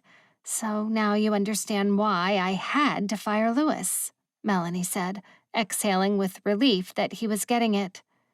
If it was Lewis that did it, sure. Melanie frowned. It doesn't take a detective to figure it out. He has a background in IT, it was his key card, and he was seen here on the night it happened. But the security guard said he was arguing with someone. Did Lewis say who he was with? Melanie shook her head. No, but does it matter? Lewis did it. Zachary stopped by the door and glanced at her. But why? Why destroy evidence of a crime he didn't commit? He must have been worried that people would think he was the one who was transferring money offshore. No one would think that. He just joined the company, right? This doesn't add up to me. Melanie grit her teeth. She had had a similar conversation with Martin, but he'd told her to let it drop. I need to know if there's any truth behind Lewis's accusations. He thinks he was set up. Looking at the evidence now, I'm inclined to believe him. Melanie reached out and grabbed his arm. Don't do this. Please, just let it go. Zachary released the handle and eyed Melanie closely. Don't you want to know the truth? He asked. The goodness in his countenance strangled Melanie's heart. If Lewis was not guilty, it would open a big can of worms, and in the process reveal secrets that she was not willing to face. Listen, you've met everyone here. Can you believe it's true? If Lewis isn't the bad guy, who is? That's the question, Zachary said triumphantly. His eyes twinkled as he grinned at her. I'm going to do everything to find out. The question is, will you help me? Melanie bit her tongue and swallowed. Seeing the conviction in Zachary's eyes told her he would not let this go. And if there was a bigger snake in the office, she knew he'd find out. Knowing it would be better to be on his side than to wait for the fallout, Melanie nodded. Fine. I'll help you.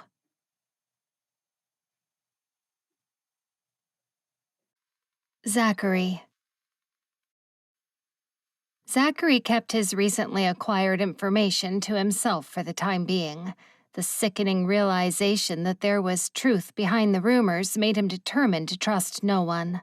If people were siphoning money through the business, he wasn't sure how high up the corporate ladder this culprit was hiding. The only person he trusted right now was Melanie. Now that he knew more, he decided he would pay Louis another visit, but it would have to wait because he had to meet Melanie in the lobby for their date. He raced home, showered, and dressed in a blue plaid shirt with his mind spinning. While he got ready, his phone vibrated endlessly. Zachary knew he needed to say something to his advisors. The shareholders were going crazy. If the news of a scandal got out, it could make share prices plummet. But now that there was truth behind the accusations, Zachary knew it was inevitable. It was no longer a matter of if, but when the news reached the press. Tonight, however, he was leaving his phone on silent and pushing his concerns out of his mind. It was the middle of the night in England, so none of the offices would be open, which meant no financial ombudsman breathing down anyone's neck. He descended the stairs 2 at a time and hovered on the last step, resting his hand over his heart. "Hey." Melanie stood by the mailboxes, wearing black denim jeans tucked into a pair of boots. Zachary's gaze lifted to the dusky pink double-breast jacket. A long blonde braid rested on her left shoulder, and he settled on her eyes. She fluttered thick, dark lashes at him, and her red lips curved into a delightful smile. "What took you so long? The show starts in half an hour," she said. Zachary realized he had lost all sense of time as he opened the door for Melanie. They walked out and were immediately enveloped in the sounds of the city. The LA nightlife was in full swing as they climbed into a cab. Melanie glanced at Zachary a few times before she looked out of the window. The way her brows furrowed and she chewed her lip had Zachary wondering if she was having an inward battle.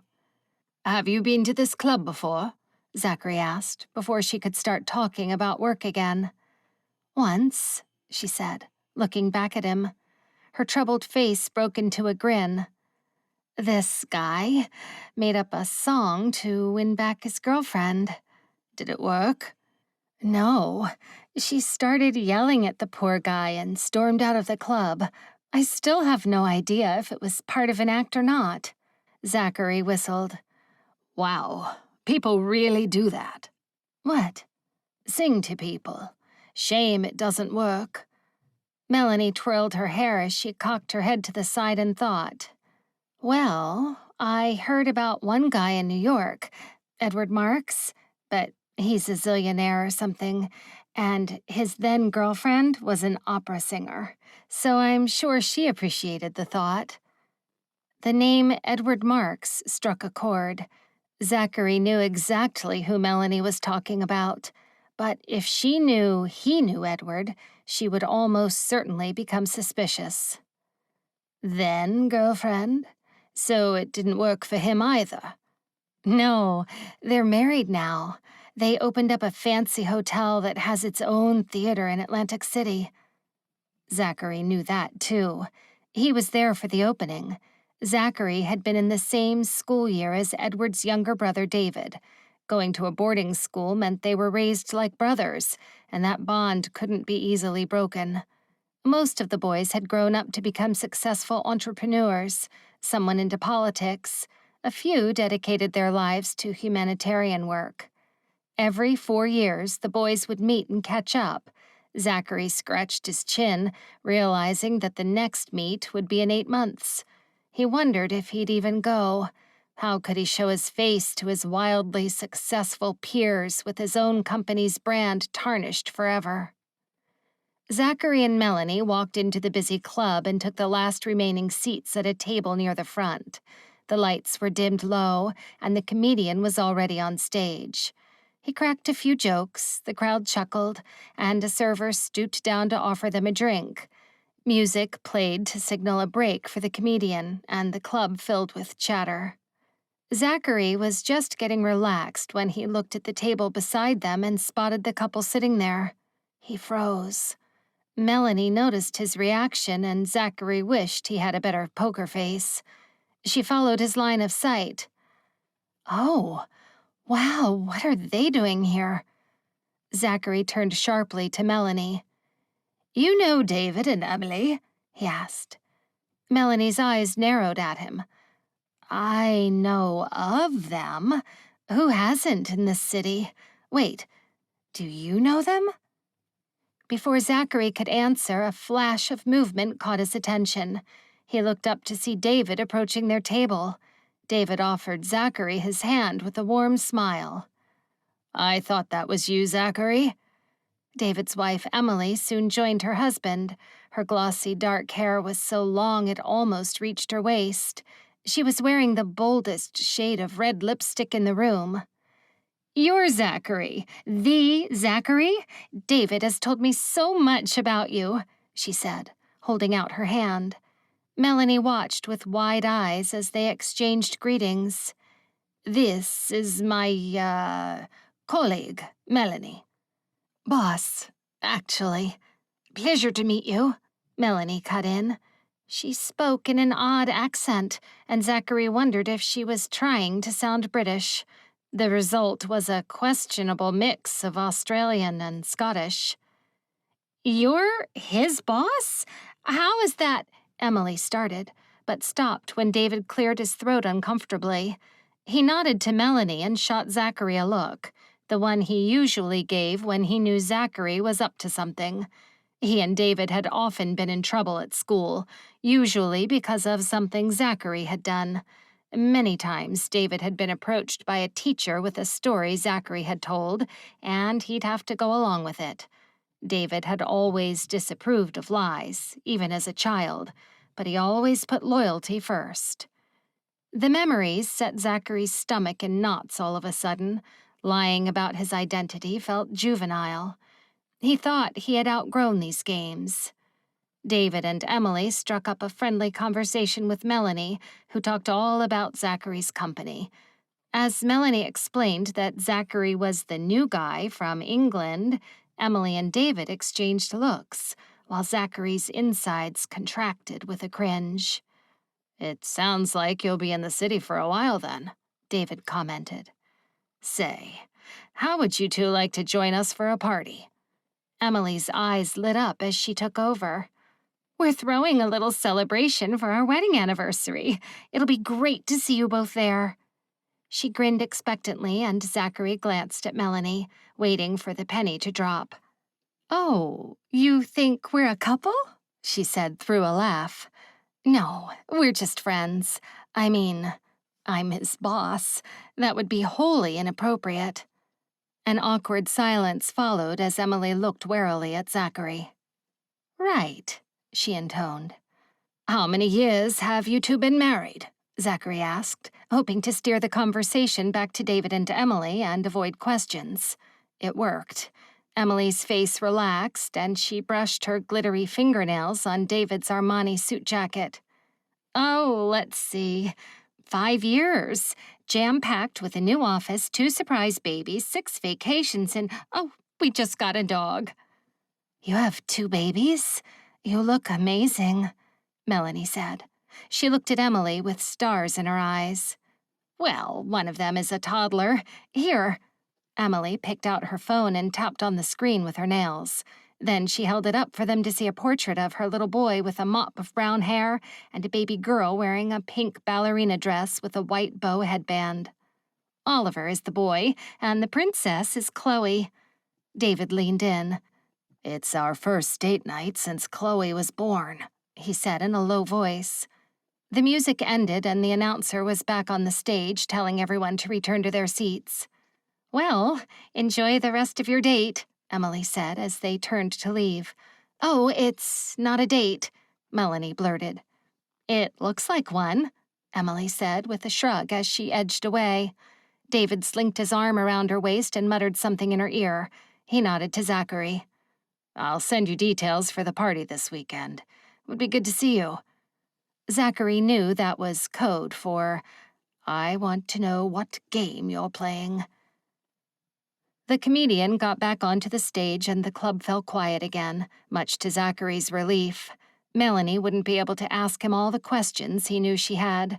He didn't want to lie to her any more than he had to, but right now he didn't know how he could avoid it.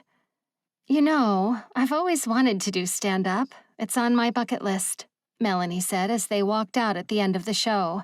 David and Emily stayed inside, evidently not in a hurry to get home to their little darlings.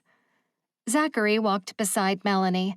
Despite the crisp night air, the heat of her body close to his made him tug at his shirt collar. Getting up in front of people to tell jokes is my idea of torture, Zachary thought aloud. His confession prompted a delightful laugh from Melanie. Her shoulders shook and the flush of color rising to her dimpled cheeks was adorable.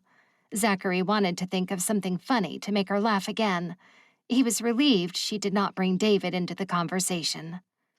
I was thinking, it really would be fun to go to that party this weekend. You want to go? Sure. I mean, why not? It's not every day people like us get invited to an exclusive event, you know. Zachary bit against a laugh at her words. How do you know David Marks? School? Zachary stopped walking for a moment and dragged his thumb along the seam of his pants pocket. He wondered how much of the truth he could tell her. We were roommates, he began. At college? Jenna and I were roommates too. Their conversation was cut short by the sound of sirens in the distance. 3 police cars passed them, their lights flashing. What in the world? Melanie said as they rounded the corner. Zachary grabbed her arm just as she was about to step into the road. A fire truck charged past. Do you hear that? Melanie asked. Zachary squinted in the dim lights at the commotion going on down the road. That's our apartment block, he said. They picked up a run until they reached a section of yellow tape blocking them off from going any farther. The tall apartment complex stood ablaze. A jet of black smoke was billowing out of an open window. Jenna! Melanie screamed. She ducked under the tape and ran into the scene. A police officer grabbed her shoulders. Ma'am, get back behind the tape. It's not safe. Zachary joined them, took hold of Melanie's shaking form and gently guided her back. My roommate is in there, she said to the officer. We're doing everything we can to get everyone to safety, he said, urging them to stand back. Zachary held her close and cradled the back of her head. She pressed her forehead against his heart. She'll be fine, he murmured to her, rubbing her back. Moments later, a stretcher rolled into view with a sheet covering the shape of a body. Zachary swallowed and held Melanie a little tighter as he watched the paramedics roll the stretcher to a nearby ambulance.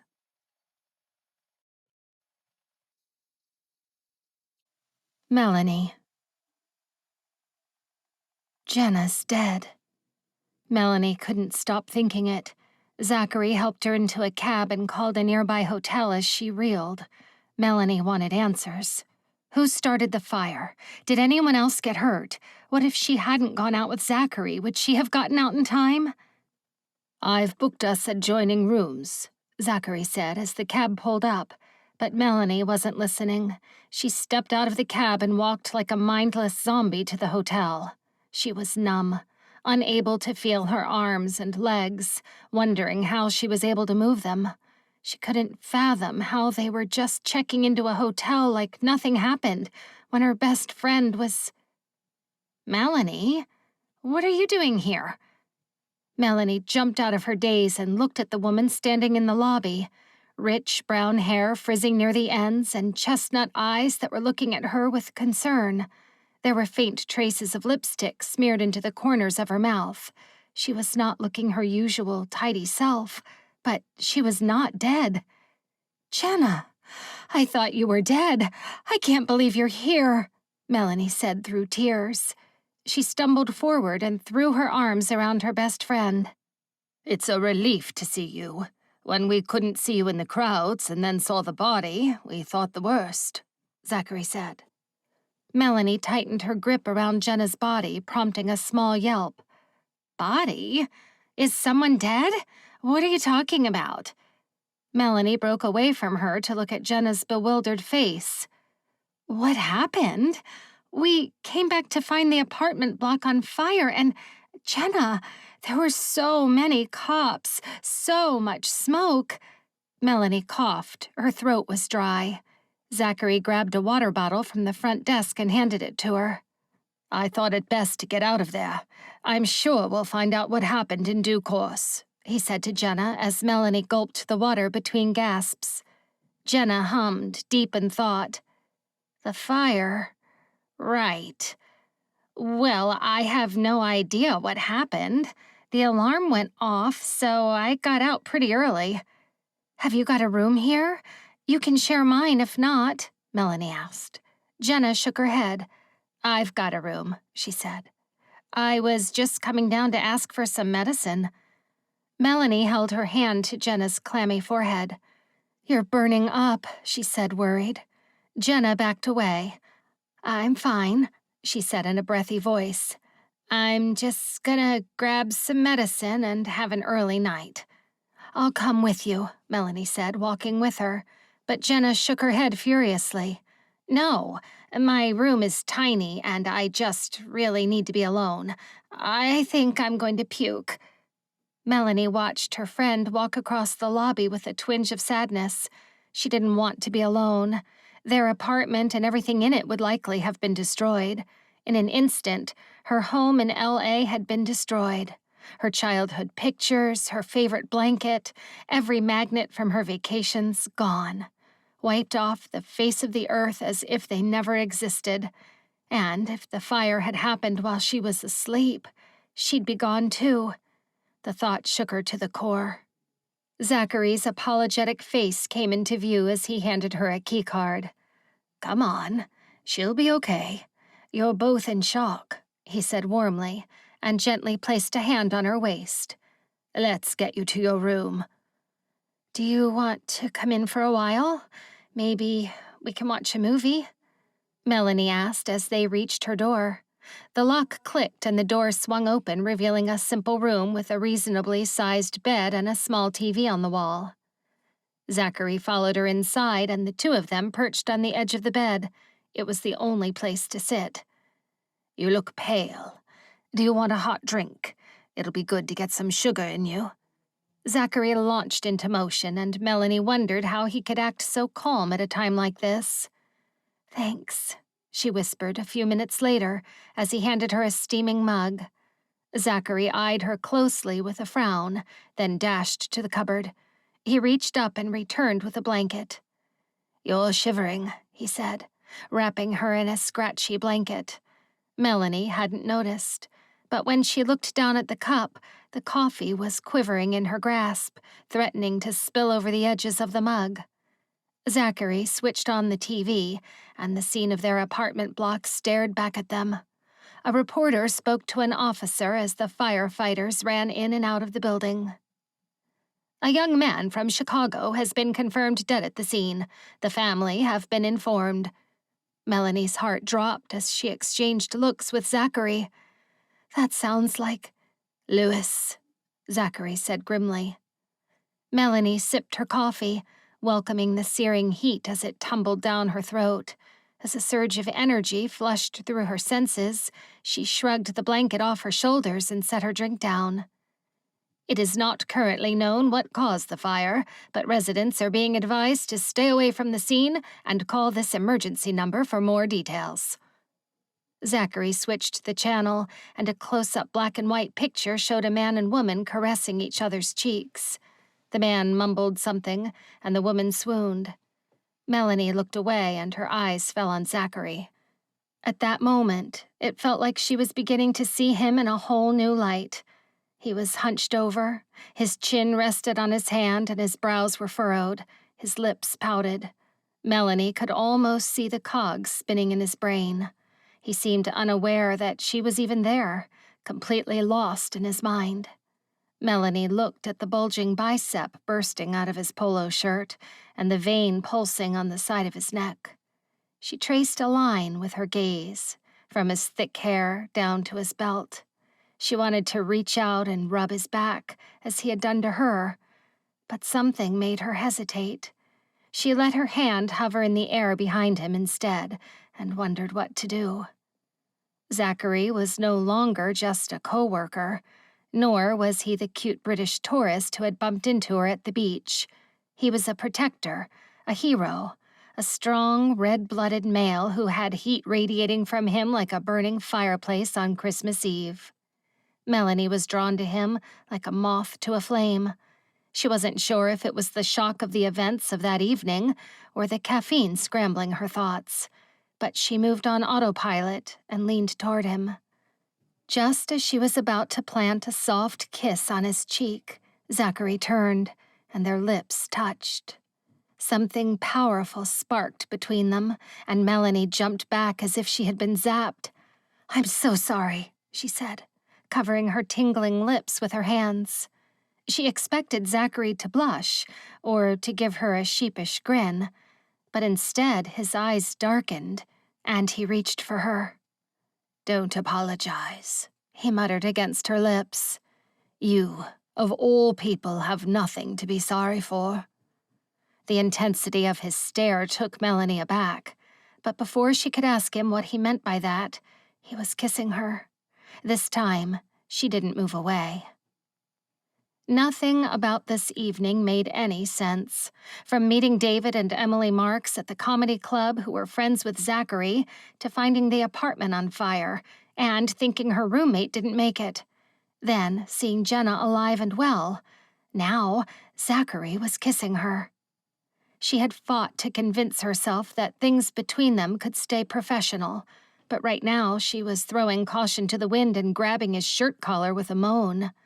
His tender lips grazed her bottom lip, and he cupped her face. She nuzzled him, savoring the moment as they planted soft kisses on each other's cheeks, nose, and mouth, as if the kisses were meant to heal the wounds buried behind their masks. "I've wanted to kiss you from the moment I first laid eyes on your pretty face," Zachary said as they broke apart. He took Melanie's hands and dragged his thumbs over her knuckles. Melanie's heart pounded wildly in her chest, and she took a moment to catch her breath. "We shouldn't be doing this," she whispered. "It's not allowed. I'm your boss." Zachary's laugh had Melanie sit up a little more. Upon seeing her resolute face, he frowned. "Do you want me to leave?" he asked, releasing her hands. Melanie bit her lip as she nodded. If he stayed any longer, she wasn't sure she would be able to hold on to her resolve. "Zachary, you know, I'm just looking out for you. If anyone found out—" "Found out what?"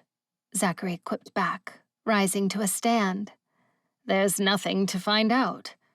Melanie blushed. "One of us would get fired. The rules are clear, no dating in the workplace." "Says who?" Melanie shrugged. "I don't know. Everyone. I'm not sure where it came from, but it's definitely a rule." "It's a stupid rule if you ask me," Zachary said with a sigh. He stuffed his hands in his pockets and slumped his shoulders. "But there's no need for anyone to know. We're just two friends working at the same office who—" "Kiss," Melanie finished for him. His cheeks reddened as he grinned at her. "Sure. No big deal, right?" Melanie stared at him incredulously, then laughed, prompting Zachary to beam at her with pride. "Well, at least you're smiling again," he said. "I'll see you tomorrow." "At work, right," Melanie said, rising to her feet. She kept a safe distance from him as she walked Zachary to the door. It took everything in her to avoid the urge to touch him again. Her brain became a jumble of thoughts as images flashed across her mind's eye. Zachary's smile, the crowd laughing at the comedian, Emily Marks flicking her sleek hair back from her shoulder as she chuckled at something David had said, the apartment on fire and the mass of confused people crowding the streets, Jenna's clammy face, and finally, Zachary's lips. Her stomach clenched. How could they work together without rousing suspicion from the other people in the office, from Jenna? "We have to pretend there's absolutely nothing between us," she thought aloud as Zachary opened the door. Zachary turned and towered over her. His breath tickled Melanie's forehead as he bent down to gaze into her eyes. "And what are we pretending isn't between us?" he asked in a velvety voice. Being so close to this man set off shivers of delight in many unexpected places, like Melanie's left temple, the bottom of her spine, even her ankles. She ignored the sensations and swallowed nervously. "Nothing," she said. It was a lie. There was definitely something between them. The shrewd look in Zachary's eyes told her she wasn't fooling anyone. The pull to lower her defenses was almost too much to resist as she dropped her gaze to his open mouth.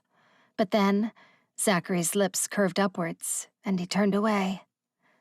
"Try to get some sleep, Ms. Hart. I'll see you in the office. And don't worry, I'll pretend there isn't any chemistry between us." Melanie stood with her hand frozen in the air as Zachary disappeared behind the door. His words echoed in her mind, and she smiled goofily to herself. He said chemistry. He feels it too. Despite everything that had happened, those were the words that played on repeat in her head all night.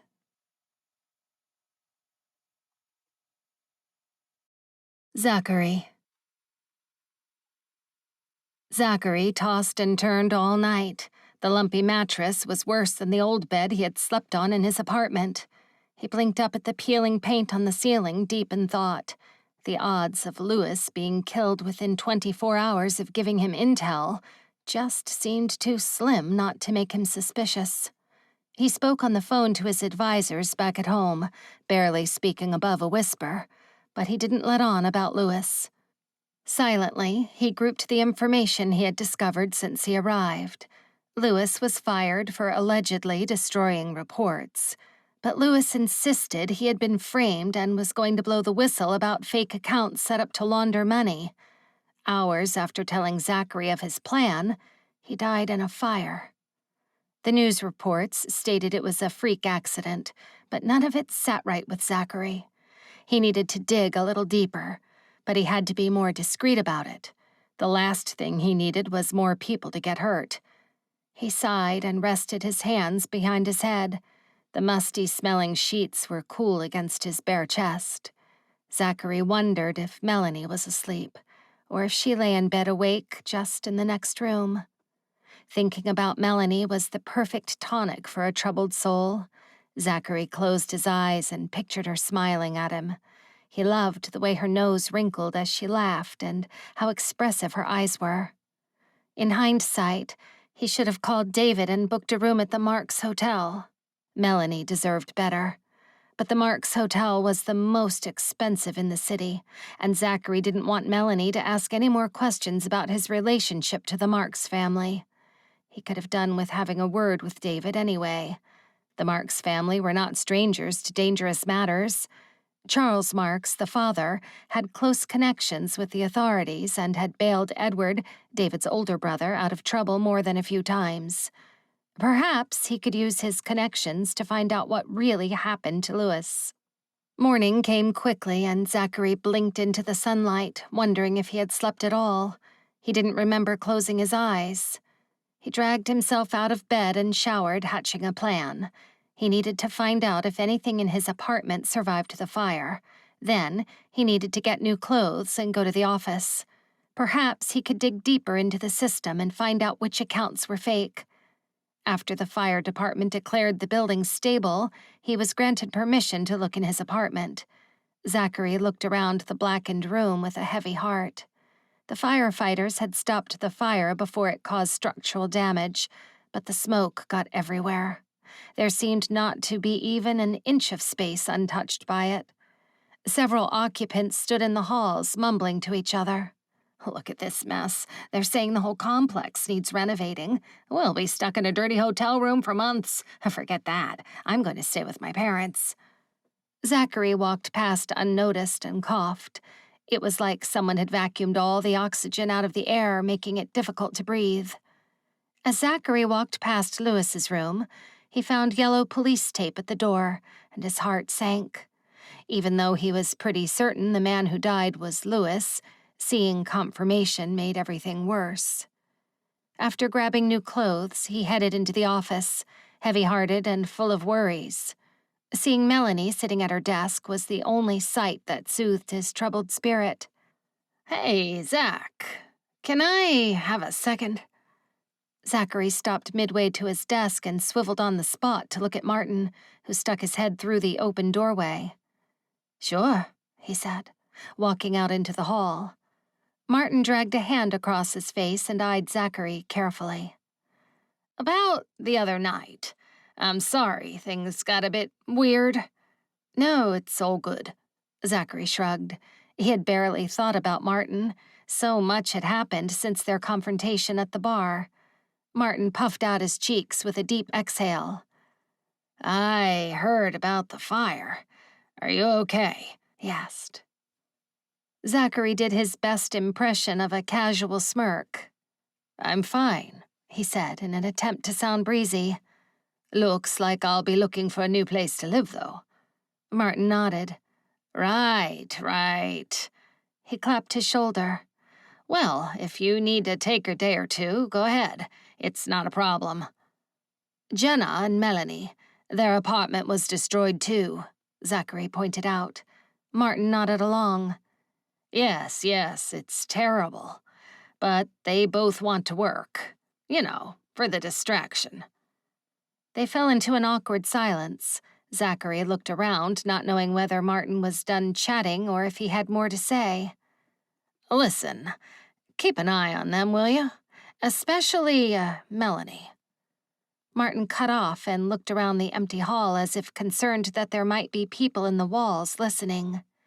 "She's, disturbed.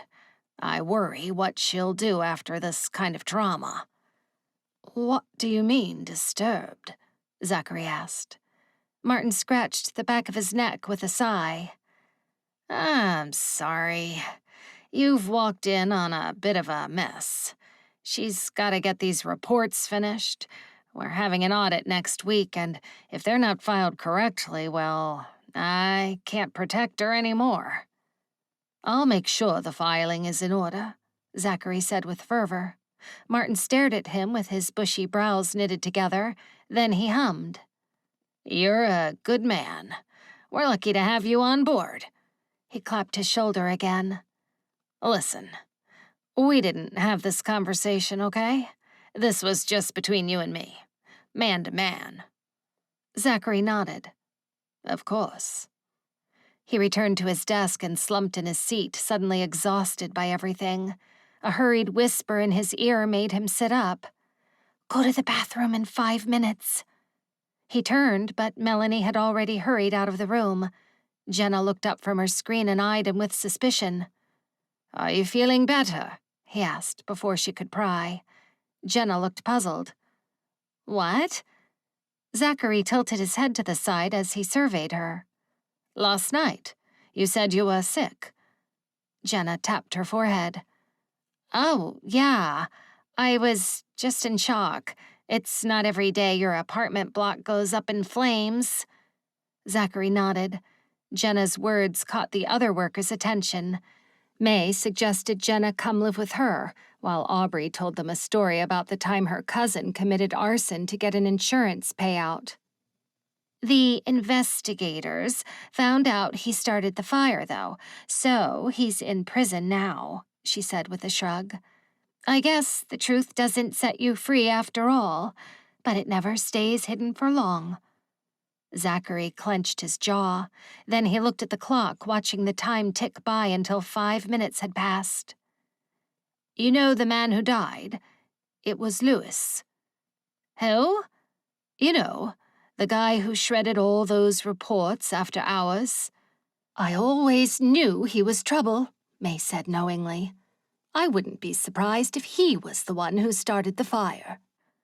Zachary left the office and headed for the restrooms. When he passed a janitor closet, the door flew open and a hand grabbed his shirt, yanking him inside. "What the—" The door swung shut behind him, throwing him into darkness for a few seconds. Then a light came on, and Melanie looked up at him with wide eyes. "What did Martin say to you?" she pressed. Zachary raised his brows as he registered the question. Melanie stood impossibly close to him, her chest rising and falling barely a hair's breadth away from his chest. But it was the resolute, yet panic-stricken expression on her face that gave him pause. "Nothing," he said. He wanted to know if I was okay. He'd already heard about the fire. Melanie frowned at him. "You're lying. He said something about me, didn't he?" Zachary wondered how Melanie could see through his poker face on this topic, but believed the lie that he was just a new employee. "All right. He said something odd." "Odd? Like what?" Melanie snapped. Being in the small closet with Melanie, barely inches away from her furious gaze, had Zachary struggling to catch his breath. He was claustrophobic at the best of times, but it was worse now he was under the spotlight. He couldn't understand the flip in her personality from last night. If this was her way of acting normal at the office, he wondered what abnormal might look like. "Why do you care so much?" he asked, turning the line of questioning back to her. "Do you two have a history?" If Melanie and Martin had been in a relationship, it would make a lot of sense. Martin telling Zachary to keep an eye on Melanie, saying she was disturbed.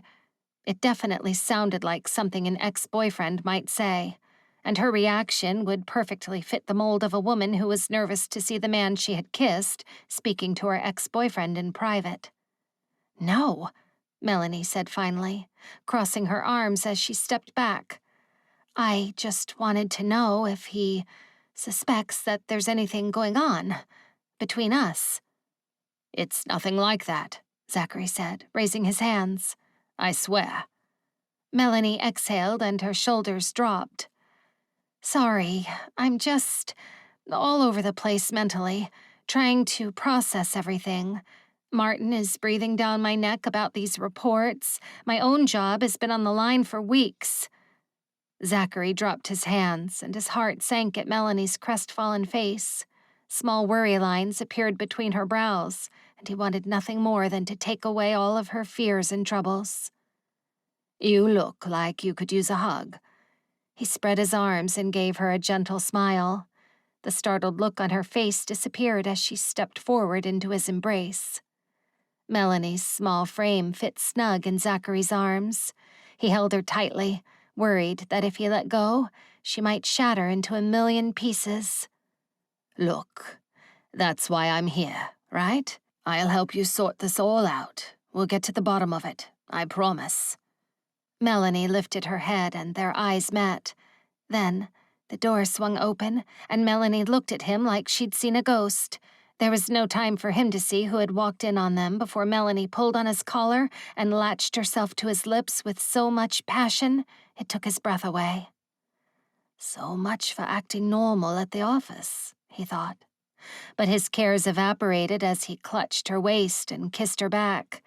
It lasted milliseconds before she pulled away at the sound of a cough, but it was a moment Zachary made a solemn vow to replay in his mind for the rest of his life. Jenna's angry voice soon shattered his happy disposition. "Really? You're doing that here? Honestly, Melanie, do you want to get fired?"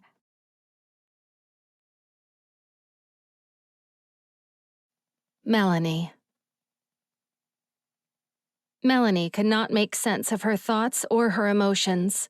She had woken up confused and fearful about the future. Her home was destroyed, her job was slipping out of her clutches with each passing day, and Zachary. He was putting her through all the emotions in the book. The only person who could talk sense into her was Jenna. It was fortuitous that Jenna was the one to walk in on Melanie and Zachary. If anyone else in the office had caught them, she'd have probably found herself walking off the premise soon after. Jenna promised not to tell anyone what she saw, but she made no promises about not giving Melanie the third degree as soon as the workday was over. Melanie couldn't blame her. Kissing the new guy in the janitor closet, she'd reached a new low. Melanie had more self-respect.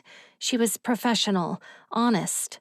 And yet, ever since Zachary arrived, she'd been keeping secrets and sneaking around.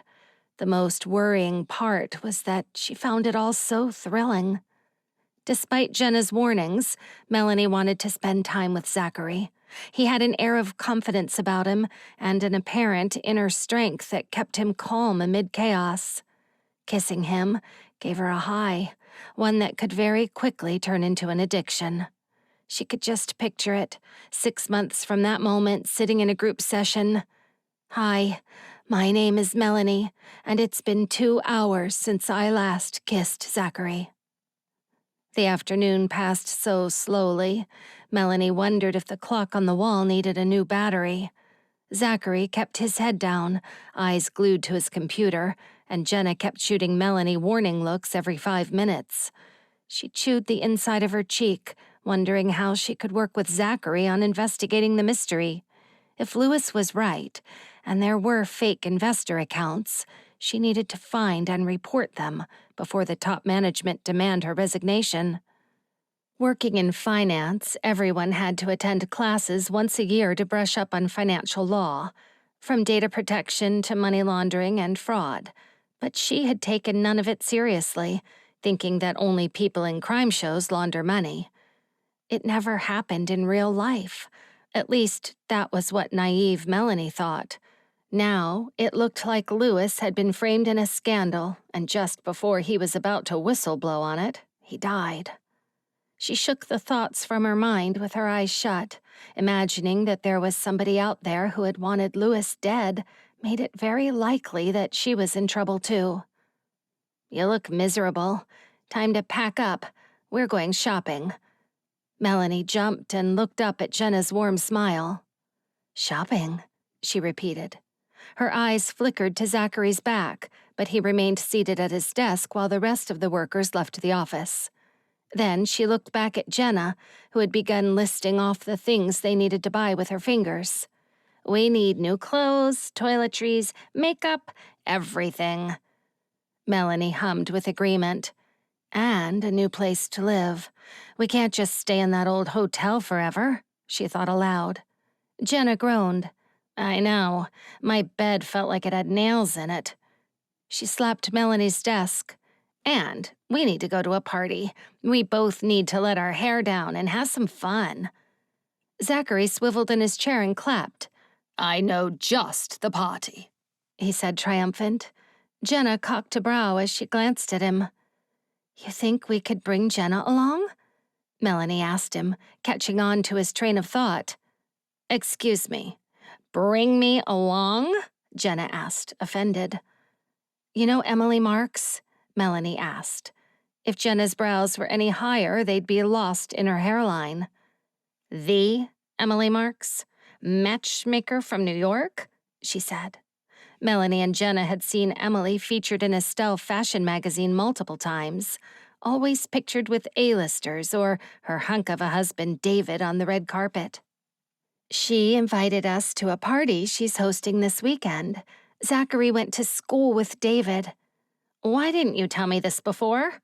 Jenna asked, looking at Melanie like someone had announced Christmas was coming early. "Well, I'm sorry. I guess I was preoccupied with, our apartment blowing up," Melanie said, rolling her eyes. Jenna threw her head back and laughed, a notion that was overly exaggerated for her personality. "Oh, you're such a drama queen." She beamed in Zachary's direction as he gathered his belongings. Just like that, he was no longer the troublemaker destroying Melanie's life. Now that he could get them into exclusive parties, in addition to providing mouth-watering chocolate, he was her new best friend. Jenna was in a great mood all evening. The two of them spent hours trying on clothes and shoes. Burdened with heavy bags and a much lighter credit card, Melanie trudged out of the shopping mall with a longing to collapse on the ground. They literally shopped till they dropped. Jenna slumped on a bench while Melanie flagged down a cab. "Losing everything was the best thing to happen to us," she said with a puff. She brushed her hair away from her face and inspected the red marks the shopping bag handles had left on her arms. "You won't be saying that when the credit card bill comes next month," Melanie said with a smirk. Jenna touched her lips with her index finger and hushed her. "Don't ruin the moment," she said in a reverent tone, closing her eyes. The clothes might hear you. Melanie's cheeks ached from smiling. She couldn't remember the last time they'd had this much fun. For so long, she had been focused on helping other people, going along with what everyone else wanted her to do. She had never really stopped to do something superficial, like shopping at the mall with her best friend. Now, we just need to find a place to live, she said as a cab pulled up beside them. The cool, salty air whipped her hair back. She walked forward, and the sound of the ocean soothed her headache. After bundling all their shopping into the trunk, Jenna followed Melanie into the back seat. One thing at a time. We've got to book salon appointments for the party. They laughed and bantered back and forth about hair and celebrities like a pair of teenagers during the cab ride. When they finally got back to the hotel, Melanie gave Jenna a tight squeeze. You're a great friend. You know that, right? Melanie said, beaming at Jenna. Her eyes grew misty as she frowned for a split second, then grinned back. I just want you to be happy, she said in a choked voice. Melanie walked to the elevators and waved over her shoulder. I know, she said, and I'll always love you for it. As the doors rolled back, Zachary walked out and looked at Melanie like she had 3 heads. Can we talk? He said. Melanie glanced behind her, but Jenna had already walked away. Okay, she said, turning back to Zachary. Not here, he said, helping her into the elevator. Back at her room, Melanie opened her door and gestured for Zachary to enter. He charged in and closed the curtains, then put the chain on the door as Melanie dropped her bags. What's going on? She said, bewildered by his nervous energy. Finally, he turned to her and placed his hands gently on her upper arms. You're in terrible danger. I need you to be honest with me. I need you to tell me everything.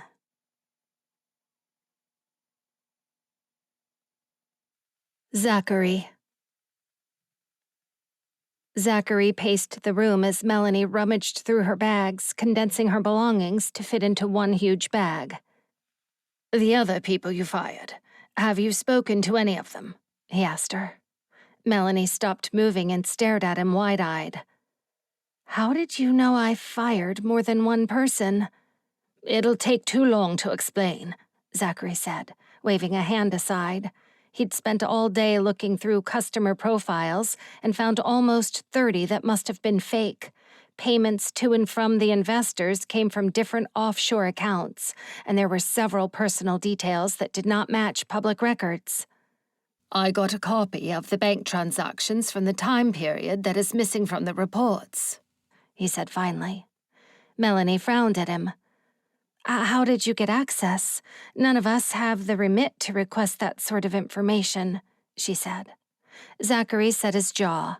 He had made a major breakthrough, but he wasn't ready to let the act drop just yet. Never mind that. The important thing is Lewis was right, and someone knew he was about to blow the whole thing out of the water. So, you think Lewis was murdered? Melanie asked, color draining from her face. She lowered herself to the bed, and Zachary stopped pacing. He busied himself with the coffee maker, his mind spinning. Someone is money laundering, and they will do whatever it takes to stop anyone getting in their way. Melanie opened and closed her mouth like a fish out of water. Who? Who would do that? She asked. Zachary handed her a drink and crouched on the floor. What do you know about Martin? He asked, eyeing her carefully. Melanie spluttered on her drink and coughed. Martin? No, he'd never do anything like that. He's clever and successful and, well, he's my boss. None of those things convince me he's not the one laundering money, Zachary said frankly. Melanie got up and walked to the window, cradling the cup in her hands. We've had one person after another doing things to break the rules. People I interviewed. I was looking incompetent. I mean, look what happened. The superiors couldn't trust me to find a suitable replacement. So head office sent you. Zachary swallowed.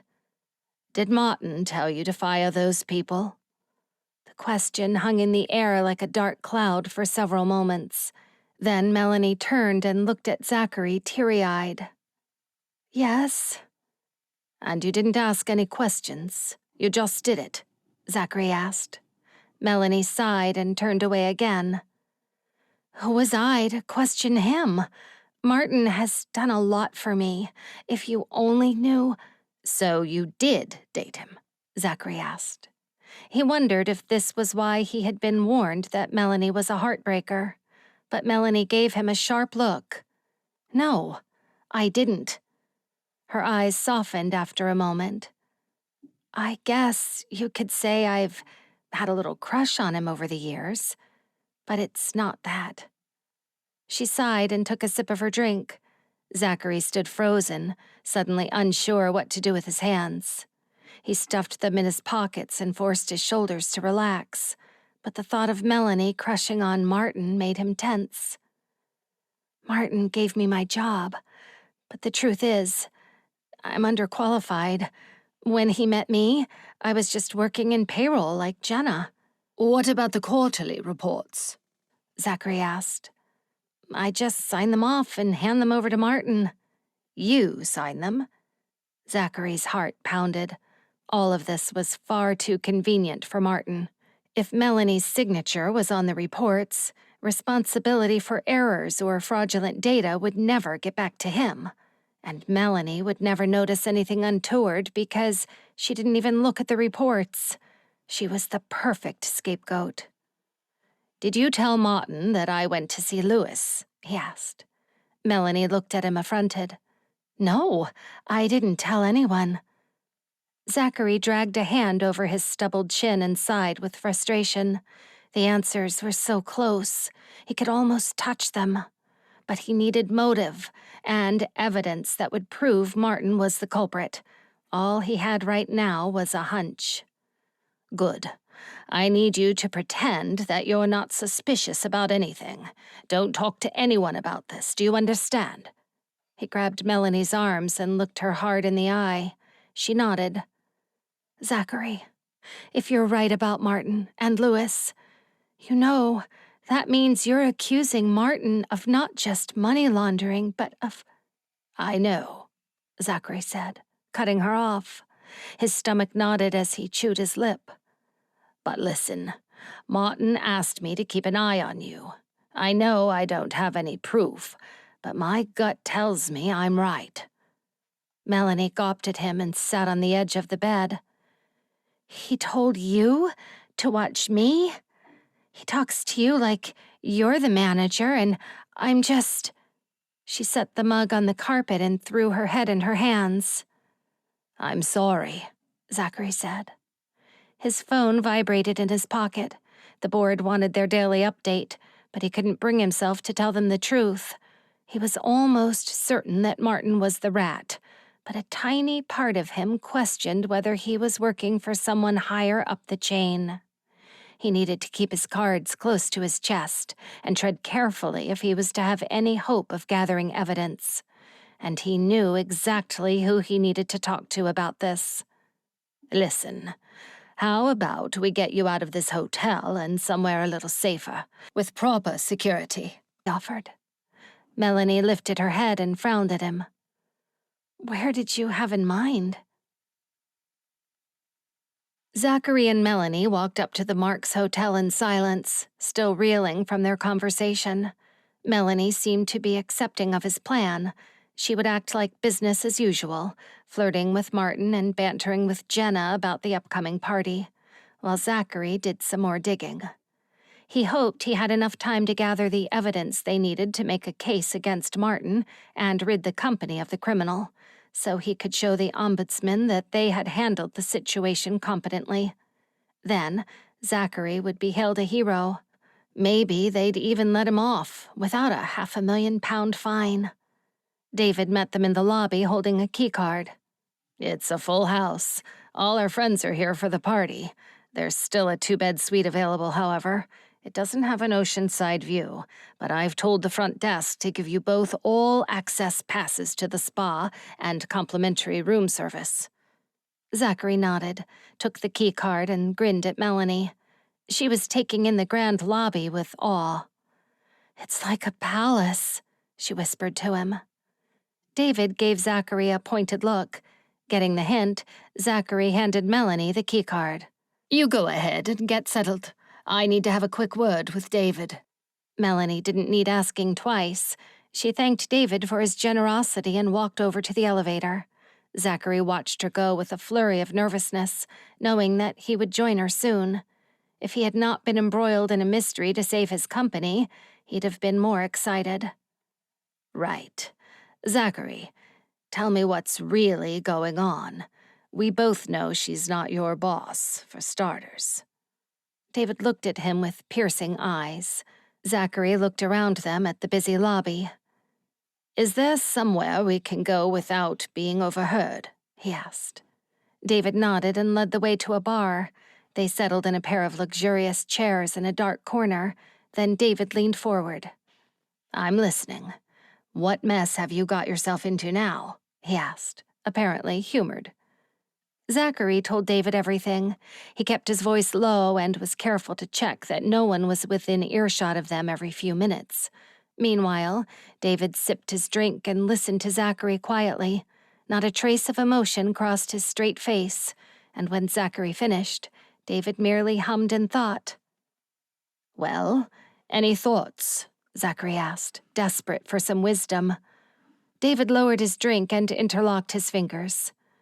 "Listen, you're not the first CEO to discover illegal activity in their company. Whatever happens, your business will survive this. So relax." This information did anything but relax Zachary, but he nodded regardless.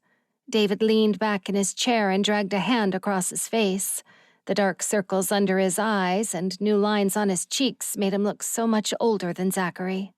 He supposed that was what fatherhood could do to a man. "You think Martin is the culprit, but he's covered his tracks. It appears he's set up Melanie to be the fall guy should anyone rouse suspicion," David said slowly. Then he sighed again. "But if he is money laundering, he'll do it again. I suggest you hire a private investigator. Find out if he's got any unsavory hobbies." Zachary nodded along. A private investigator. He wondered why he hadn't thought of that. David pulled out a card from his jacket pocket and handed it over to him. "One of my security guards used to be a PI. Give him a call and tell him I recommended him." "What about Melanie? Do you think she's safe?" The corners of David's lips twitched. "Take her out on some dates. Keep her close. As long as she's with you, she'll be safe." He finished his drink. "Did you know Benjamin lives here now?" Zachary picked up his glass. "Benjamin? Didn't his brother die a few years back?" David nodded. "He took over the ice cream place, Joey's, and brought a lawyer firm over here. Perhaps you should pay him a visit." Zachary shrugged. "Sure, I could do with some legal advice. I've got some unfair dismissals to tend to." As soon as the words escaped Zachary's lips, he was struck by an idea. "David, you're a genius," he exclaimed. He jumped to his feet. David joined him, looking puzzled. "I don't know what I said, but I'm glad to help," he said, as Zachary pulled him in for a hug.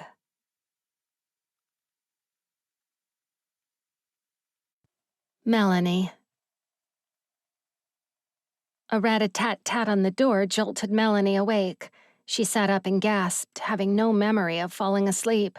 She was still in the clothes she had worn the day before and hadn't even wriggled underneath the Egyptian cotton sheets. "Melanie," Zachary called. His voice was muffled behind the door of her bedroom. Melanie dragged herself off the bed and stumbled bleary-eyed to open it. "Morning. Oh." Melanie's eyes widened, and her heart picked up its pace at the sight of Zachary fresh out of the shower, wearing nothing but a towel tied around his waist.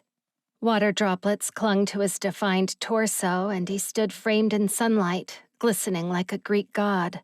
She caught her disheveled appearance in the mirror on the wall beside her and wanted to crawl into a hole and die. Zachary's eyes twinkled at her as he jabbed his thumb in the direction of the front door. "You have a visitor," he said. Melanie figured he had told Jenna to come, so she stepped past him, ignoring the effect his menthol scent was having on her, and headed for the door. "You might want to clean up first," Zachary said hesitantly. But Melanie shook her head. Jenna had seen her in a much worse state, and now she knew she was into Zachary. There was no need to worry about keeping up appearances. She pulled open the door and her heart dropped to her stomach at the sight of Emily Marks staring at her. "I was going to ask if you had a good night's rest," Emily said, her face breaking into a devilish grin as she looked behind Melanie's shoulder. Melanie followed her line of sight. Zachary still stood, half naked and dripping, on the floor. She looked back at Emily, blushing profusely. "But it looks like we all know the answer to that," Emily said, her eyes glinting. Melanie wanted to tell her she was wrong, but couldn't form the words. "Don't worry," Emily said, leaning in. "I've seen much more scandalous things. After all, I do live in a hotel." She laughed at her own words and flicked her hair back. "Now, I heard about the fire. I'm so sorry. You must be traumatized." Melanie opened her mouth to answer, but Emily wasn't finished. "Would you like to join me for breakfast? I'll introduce you to the girls. They're looking forward to meeting Zachary's girlfriend." "Girls?" Melanie repeated, feeling dazed. "Come and use my shower. Zachary, darling, I'm stealing your gorgeous girlfriend for an hour or two. I hope you don't mind."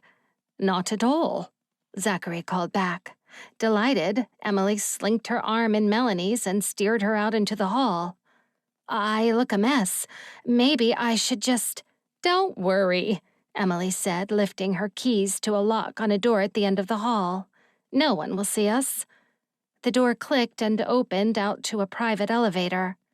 "This will take us straight up to the penthouse." Melanie tried not to let her mouth hang open or act too starstruck. But as the elevator reached the top and the doors rolled back, she couldn't help but swoon. "Your place is gorgeous," she said in a breathy voice.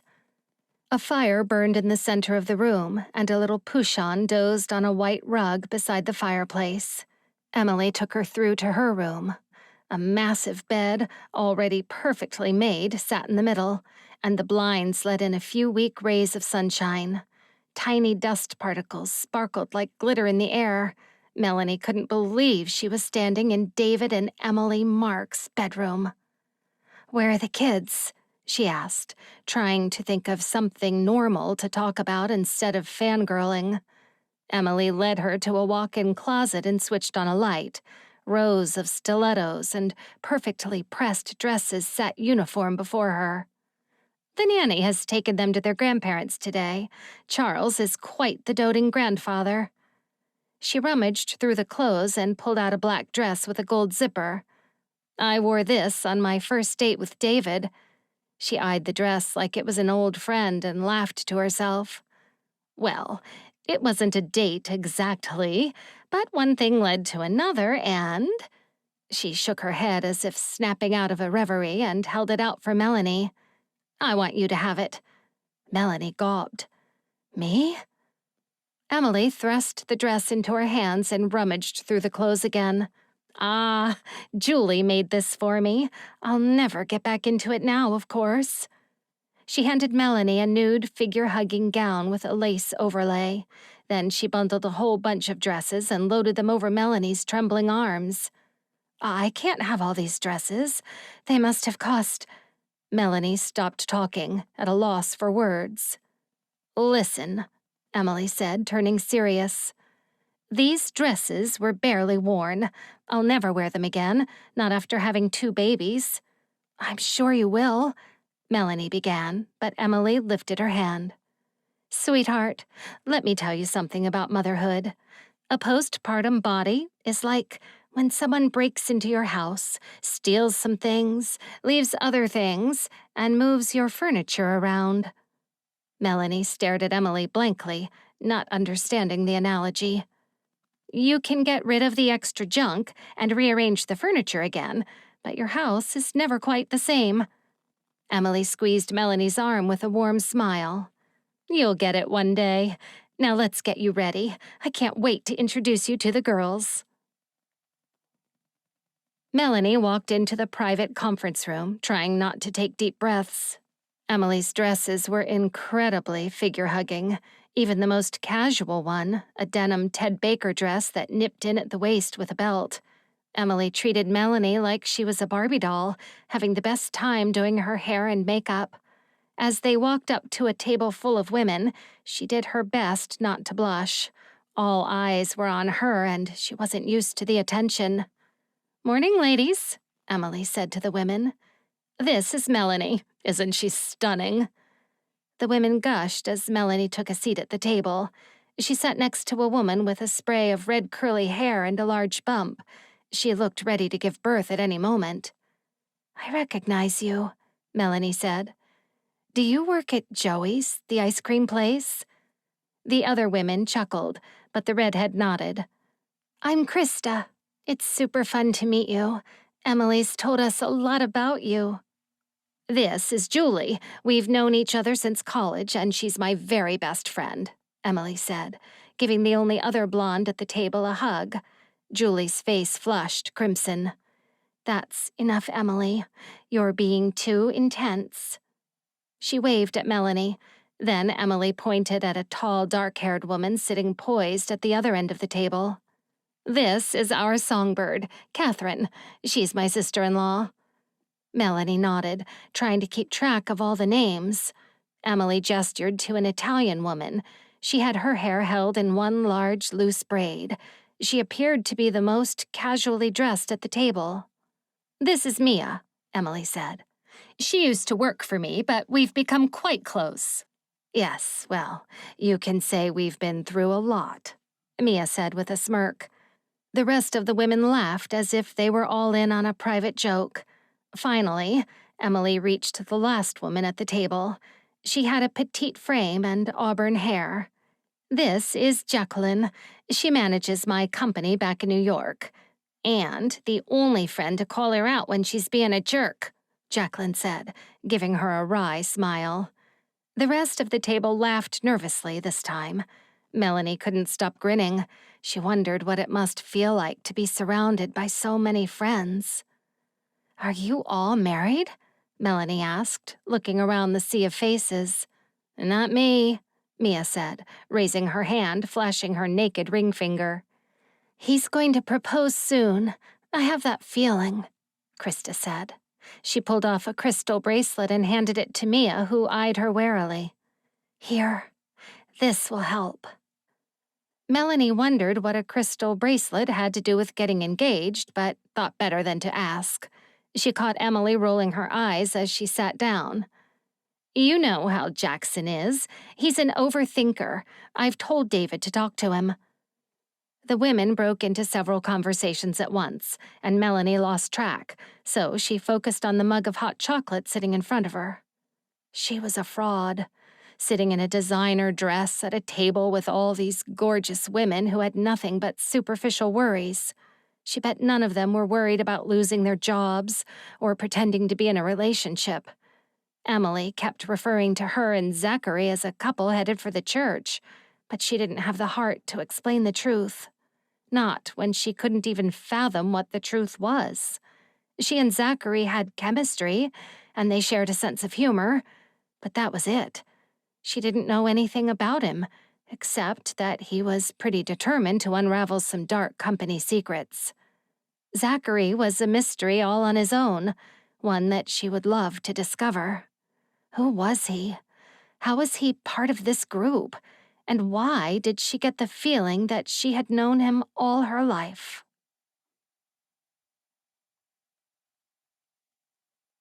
Zachary. "Sorry, but you're never going to see Melanie again," David said. Zachary looked up from his empty plate, startled. What? A light guffaw followed from the gentlemen sitting around him. Emily has her now. She'll be her new project. Edward Marks stood with his drink in hand, shaking his head with a derisive laugh. My sister-in-law likes to fix people. She and David, they're both the same, really. It's her job to match people, David said with a shrug. Of course, her work will seep into her personal life. Yeah, she took that job very seriously when you were her client, didn't she? Harold Jackson said, elbowing him in the ribs. Harold, otherwise known as Harry, was in the same halls as Zachary at Oxford. He'd always been the quiet, nice one, but life had made him more forthright. Zachary cast his eyes about the rest of the men. A cowboy was helping himself to more bacon and eggs, keeping out of the banter, and another man sat a bit removed from the rest, looking at his phone. Benjamin joined them at the table, prompting Zachary to stand and give him a hug. I had no idea you were in L.A. until David told me, he said as they broke apart. Benjamin grinned at him. It never was part of the plan to stay, but... He trailed off, fiddling with the platinum ring on his finger. Party boy Benjamin settled down? I never thought I'd see the day, Zachary said. It was good to catch up with his old friends, and a breath of fresh air to be himself for a change. What brings you to this side of the pond? Benjamin asked. Zachary eyed the other men nervously. Don't laugh, but I'm sort of pretending to be a... Edward threw his head back and laughed. Good luck with that, he said. This girl he's with, she doesn't know? He asked David, who remained composed. But his poker face was not good enough to convince his brother, who seemed to read him like a book. That's hilarious.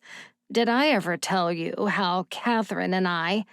Edward is probably not the best person to ask for relationship advice, Harold said, resting his hands on Edward's shoulder. Oh, yeah? And you are? Edward snapped back. Lying to the woman you're with, it never works out well, Benjamin said seriously.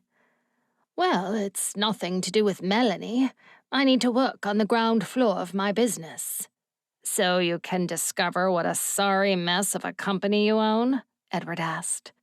Don't tell me you're doing one of those TV shows where the CEO pretends to be a mailroom guy, then gives a random person a bunch of cash. Zachary grimaced. He shouldn't have said a word about his plans. Now the guys would never let him live it down.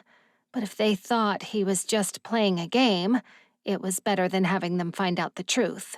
So he decided to grin and bear the taunting. Well, speaking of work, I better go. I'm going to be late.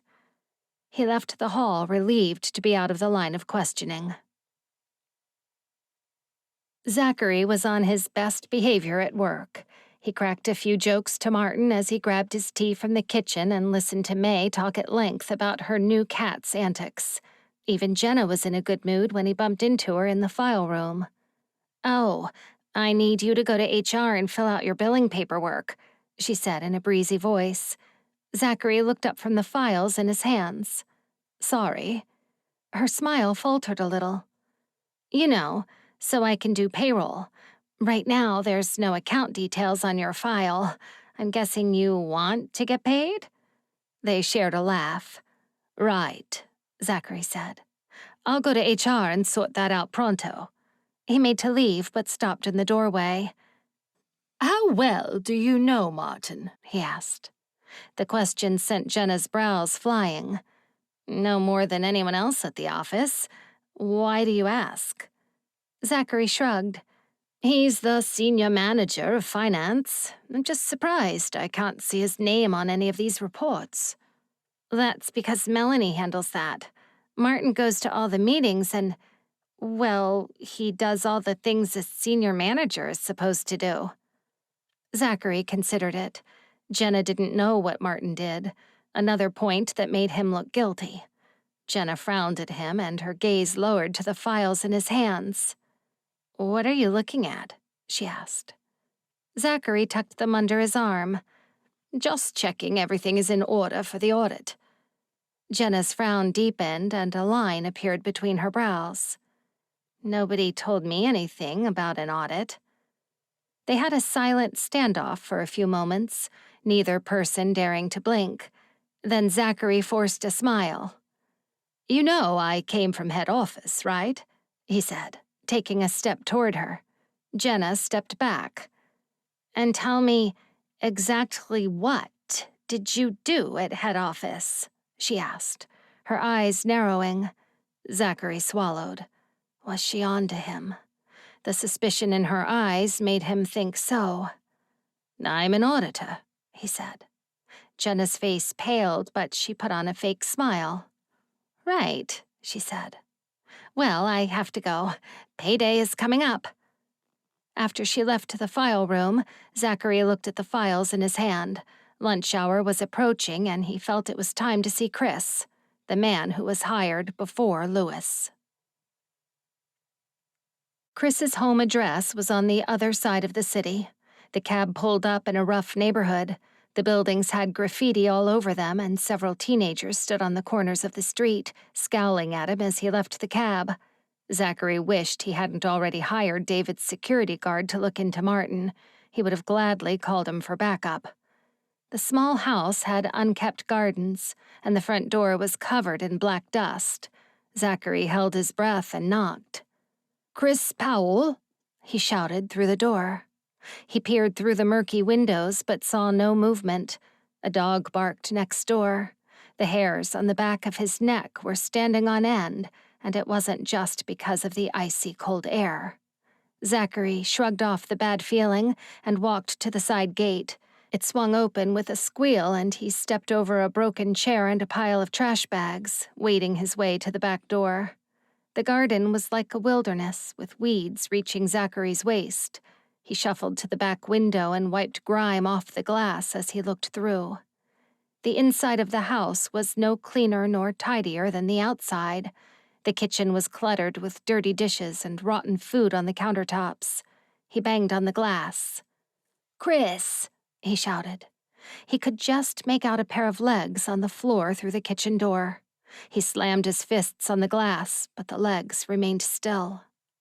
Unable to shake the bad feeling that had now settled on him like a pair of weights, Zachary pulled out his phone. Zachary did his best to act like everything was fine when he returned to the office. Jenna kept shooting him odd looks, but didn't speak to him. Melanie was in meetings with Martin. He glanced at the office door every 5 minutes, wondering whether to tell her about Chris. When the door did fly open, though, all of his worries melted away as he watched Melanie strut to her desk in the tightest denim dress he'd ever seen. Her long hair sat in waves over her shoulders and reflected the sunlight, nearly blinding him. Zachary's heart raced, unable to keep his eyes off her. "If you don't want the whole office to know about you and Melanie, I suggest you close your mouth," Jenna muttered as she walked past him. Zachary did as he was told, not realizing his mouth had been hanging open. Melanie looked at him and gave him a sheepish grin. Her pretty lips were so glossy, it took all of Zachary's resolve not to charge over to her desk, wrap his arms around her, and take a taste of her gloss. Just the mental image gave him butterflies. "Everything okay, Zachary?" she asked, a little louder than normal. Zachary snapped out of his trance and glanced at everyone looking at him. "All good," he said, clearing his throat. He swiveled in his chair and fixed his gaze on his computer, but he couldn't have read anything if he'd tried. Somebody tapped him on the shoulder. He looked up. To his utter delight, Melanie stood right beside him, looking down at him with a glittering smile. "Can I speak to you for a moment? In the conference room?" Zachary followed Melanie, trying to keep his eyes on the back of her head and not any lower. But even in his peripheral vision, he caught her swaying her hips as if she was teasing him. First, the janitor closet. Now she was taking him to a conference room. As they entered, she closed the door and shut the blinds. Zachary's stomach tightened, and his heart was pounding so hard against his ribcage, he wondered if Melanie could hear it from across the room. You look so... Zachary whispered, watching her take a seat at the conference table. Melanie smiled to herself and rested her hands on the table in front of her. Please, take a seat, she said, a little too formally for Zachary's liking. He thought she had brought him in for a makeout session, but she was acting odd. Have you been talking to Martin? He asked quickly. Listen, I've been talking to Jenna, and she has no idea what he does here. And I went to see Chris Powell. Melanie sighed as she held up a hand. I know, she said. Zachary frowned. You know he's... Melanie nodded. Look, I know you're convinced that Martin is some bad guy, but he's always looked out for me. Always. She looked at him severely. And Chris Powell? His background check came back. He's a convicted felon and lied about it in his papers. I had to fire him. I'm sure whatever he said to you, he's dead, Melanie, Zachary said frankly. Melanie stopped and looked at him alarmed. Dead? I thought you went to see him today. Zachary got up and walked around the desk to join her. I'm really worried about you, he said, taking her hands. Melanie averted her gaze as he crouched down to her. That's the second person dead who knows what we know. Martin's not a killer. You've got it all wrong. She pulled out her phone and showed him a picture of an old man with a long red beard. Is this you? She asked. Zachary stood up and frowned. What? Melanie joined him, her eyes glassy. I've just spent the last hour trying to convince Martin that he was wrong about you. But then he showed me you're not from head office. Melanie sighed. In light of everything we've been through, I'm giving you the opportunity to quit now, or you're fired. I don't understand. There is no Zachary Whitehead from head office. Is Zachary even your real name? Zachary clenched his jaw. How did his staff back at home not manage to create a fake profile to back up his story? Now, Martin had planted ideas in Melanie's head about him. Most likely, he had told her that all of this was just part of a con. Zachary knew that all he could do now was tell her the truth. My name is Zachary Brown, he said heavily. Melanie squared her shoulders and blinked at him. He sighed. I own eSmart Investments. He watched Melanie process the words with a range of emotions. What? She said finally. David and I did go to school. Remember when you told Emily you were my boss and she laughed? Melanie's cheeks reddened as her eyes grew wide. You own the company? So, you're my boss? She said weakly. Zachary spread his arms and gave her a guilty smile. Surprise, he said, doing jazz hands. Melanie rested her head in her hands, hunched over the table. Are you okay? Zachary asked, watching her moan. He grabbed a plastic cup and filled it with cold water. He wasn't sure whether it would be more helpful to hand it to her to drink or splash it over her dazed face. This is a lot to take in, she said finally. You're the CEO. Zachary placed the cup on the table and joined her. Yes, I hated lying to you, but I had to go undercover to find out if the whistleblowers were telling the truth. And why couldn't you tell me who you really were? Zachary scratched the back of his neck with a sigh. If I'm being truly honest, there are some people on the board who thought you might be part of it, he confessed. Melanie looked at him with horror. Me? A money launderer? Zachary took her hands. You have to believe me. I think this is a much bigger scandal than we originally thought. People are dying, Melanie. She nodded, shaken. What do you need me to do? Zachary chewed his lip as he thought. Go along with it. I'll pack my things and leave. Tell everyone you fired me. And whatever you do, don't let anyone else think you're suspicious. And what about you? Melanie asked.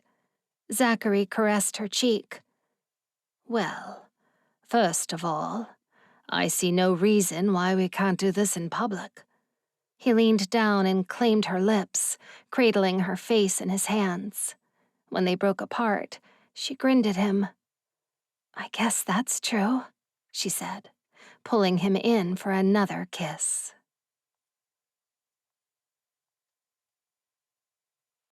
Melanie. Zachary left the office, putting everyone else in a terrible mood.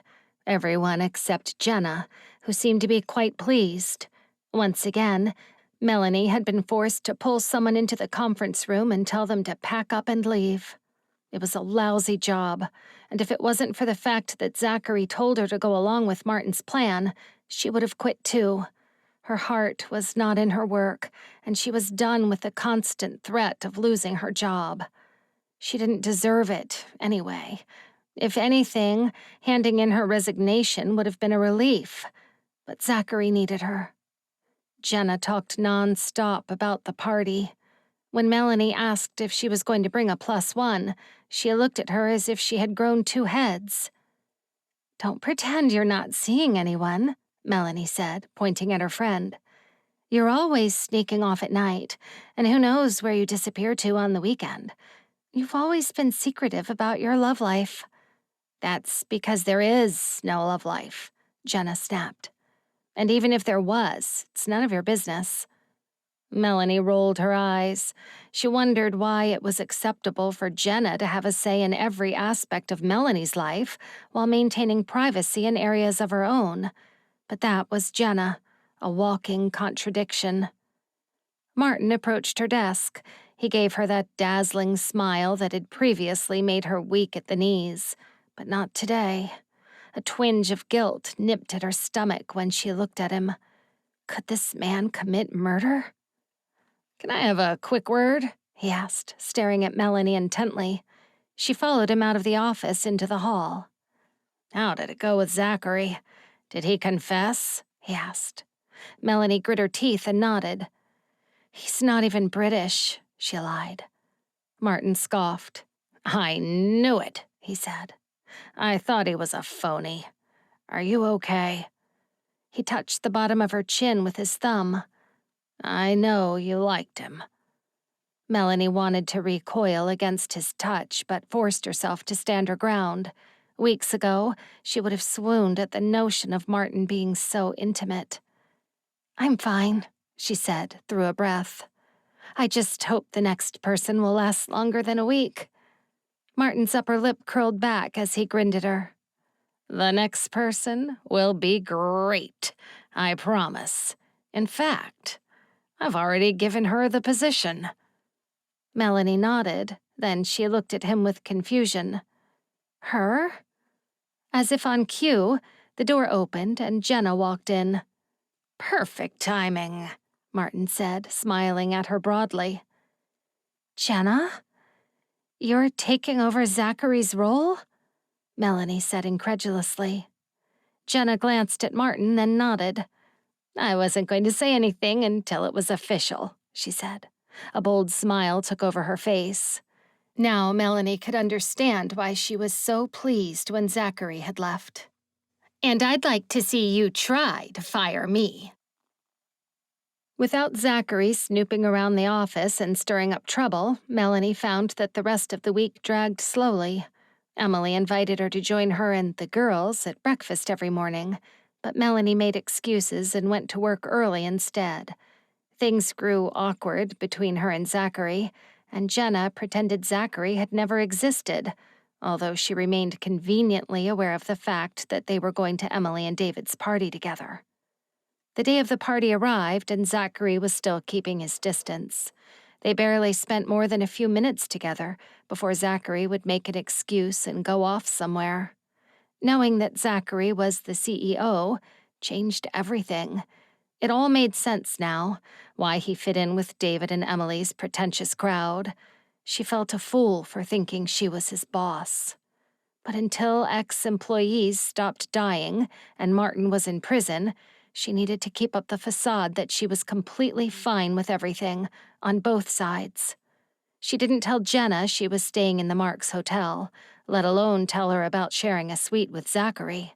Two could play at the secrecy game. She didn't know where Jenna was staying either, and she didn't ask. There were far more important matters to think about. She pulled out a magenta gown.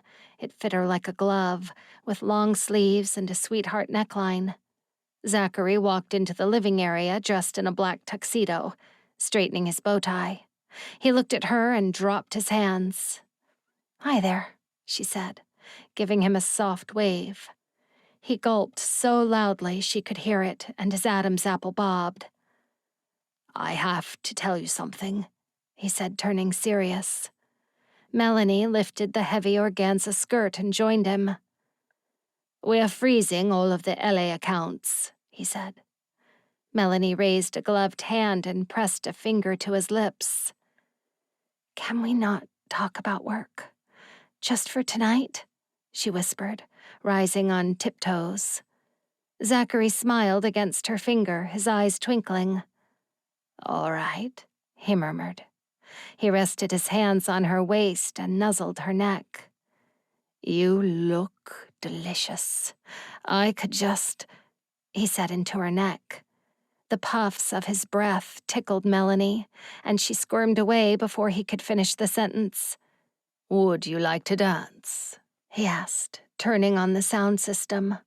Michael Bublé began to sing from the speakers, and Melanie's cheeks burned as she watched Zachary sidestep to the music with a cocky grin. "Here? Don't you want to save it for the dance floor?" she asked, glancing at the dark windows and wondering if anyone outside might see them. "No harm in getting a bit of practice in," Zachary said. "That way I'm less likely to trip up and make a fool of myself in front of everyone." "I find that hard to believe. I bet you're a great dancer." "Well, if I'm being entirely honest," Zachary said, taking her into a dance hold. "My parents had me take ballroom classes for 10 years. He held her close and led the dance with so much confidence the room disappeared from view. Melanie imagined them circling in a ballroom, underneath the spotlights. The two of them danced away their fears and worries. In that moment, it was just Melanie and Zachary, with no one else in the world. Her dress swished with her movements, and Zachary cinched her waist, pulling her closer to him. As they circled on the spot, he hummed to the music, his chest vibrating against Melanie's ear. She closed her eyes and savored the moment, wanting to stay in his arms forever. "Tell me what it's like to be the CEO of your own company," she said, lifting her head enough to look at him. Zachary sighed. "It's not nearly as impressive or exciting as it sounds. I'm surrounded by people who think I'm too young or inexperienced. I have investors, shareholders, advisors, a whole team of people who run the company. It all started with a vision, and I rely on so many people to help bring it to fruition. Sometimes I feel like—" "A fraud?"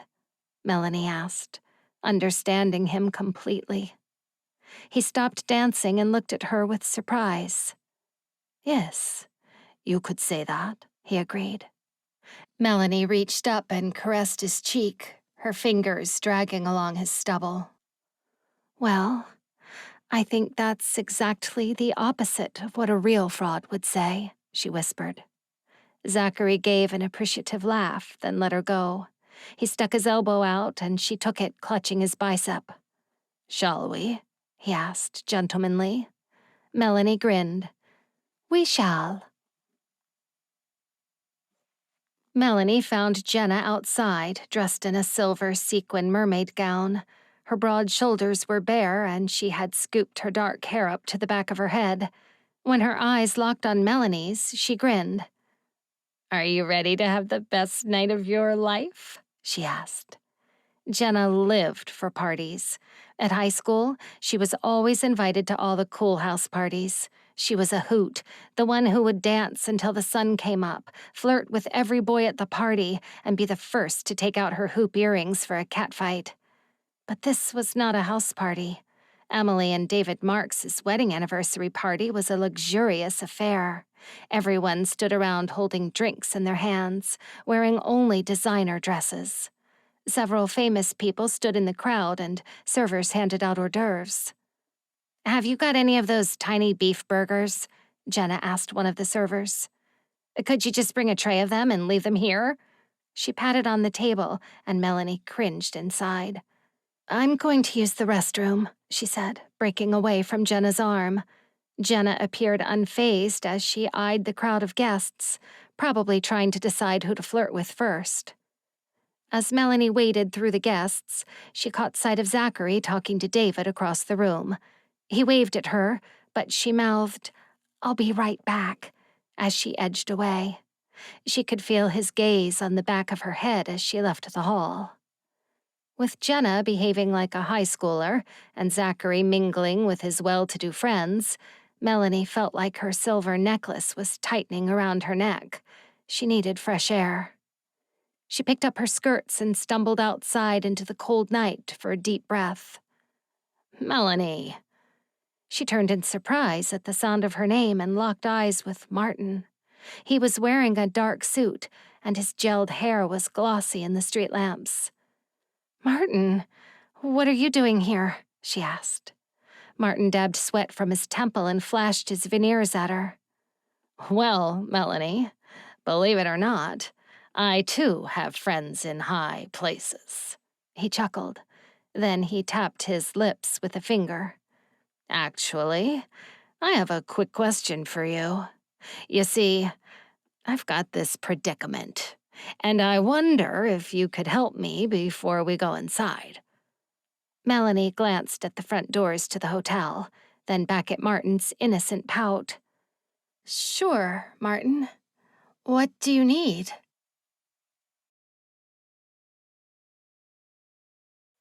Zachary. "Darling, why is there a crazy brunette making moves on Jackson? Mia is ready to hit her with a chair," Emily said, interrupting Zachary and David's conversation. Zachary looked out to see Jenna stroking the cowboy's arm and grinning like a Cheshire cat. An Italian woman stood next to her, scowling with so much ferocity, Zachary was surprised Jenna hadn't turned into a pile of dust. "Ah, that's Melanie's friend," Zachary said awkwardly. "No offense to Melanie, but she has lousy taste in friends," Emily muttered. Then she walked across the dance floor. "Has Jeffrey got back to you yet?" David murmured. Zachary shook his head and sipped his drink. "Where's this girl of yours?" Edward asked, scanning the room. Zachary glanced at the people milling in and out of the doorway. "She just stepped out." "Well, I can't wait to meet her. She must be pretty special to catch your eye." "What does that mean?" "You know what it means," David said, humored. "You've always been so focused on business, you've never found the time to have a personal life." Zachary couldn't argue. Melanie was the first woman he had properly noticed since he was at college. Relationships required energy and time, two proponents that were far better invested in building his company, as far as he was concerned. "So, what is it about her that has you so taken?" Benjamin asked. Zachary grinned sheepishly, starkly aware of his friends looking at him. "She's beautiful, impulsive, funny." "She's also gone," Jenna said, standing in their circle. Everyone looked at her with surprise. "What?" Zachary said. Jenna showed him her phone to see a text from Melanie. "I couldn't stay. Have fun without me, and tell Mr. England I'm sorry." "Am I Mr. England?" Zachary asked. The other men chuckled, but the look on Jenna's face made Zachary nervous. "Can I talk to you outside?" he asked, taking her arm. They walked out into the lobby and Jenna refused to look at him. A small tear rolled down her cheek. "What are you not telling me?" he asked. Jenna rubbed her arm as she chewed her lip. "Martin's in trouble, and I think Melanie is too," she said finally. Before Zachary could ask any more questions, a tall security guard walked up to him with a brown envelope. "This is what you asked for." Jenna eyed the envelope with wide eyes. "You hired a PI?" she said, her face sour. "What kind of creep are you?" Zachary ignored her. He tore open the envelope and pulled her into a quiet part of the lobby and began to thumb through the pictures and documents with his jaw clenched. "Why do you think Melanie is in danger?" he asked her. Jenna looked around them. "Not here," she murmured. Zachary followed her out into the street. "Right. Time to talk. What's going on?" Zachary said once they had walked a fair distance away from the hotel doors. Jenna crossed her arms. "You tell me," she said, eyeing the envelope in Zachary's clutches. He sighed, realizing that if he was going to get Jenna to cooperate, he needed to tell her the truth. Well, now that he had the evidence he needed to confront Martin, there was no need to keep up the act.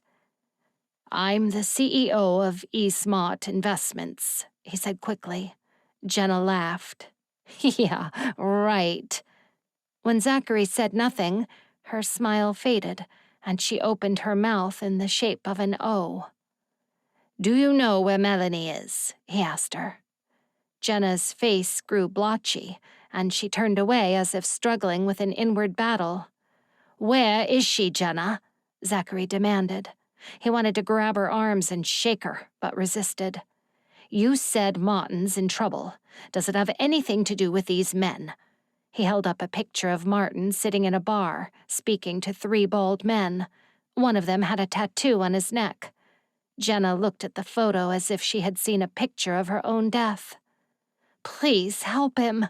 If he doesn't get the money by midnight, they're going to... Zachary didn't wait for her to finish, but flagged down a cab. Martin needed money, and Melanie was missing. He knew exactly where they'd be. "Go back to the party," he said out of the open window. "Tell David I might need backup. I'll share my location on my phone so he can find me." Then he gave the address to the driver. Jenna nodded furiously and hurried back to the hotel. "I can't do it. The system won't let me log into the account." Melanie's sobs trailed down the hall as Zachary raced through the office. He called Oliver in England. "Listen, there's no time to explain, but record this call, will you?" he whispered. He stuffed his phone in his jacket pocket and prayed that it would pick up the sound of Martin. "Try harder, then. If I don't have access to these accounts, Melanie, I'll be dead in the morning. You don't want that to happen, do you?" Zachary charged into the conference room and found Martin towering over Melanie, holding a gun to her head as she sat at a laptop. Zachary raised his hands in defense and edged into the room. Martin looked up at him, startled.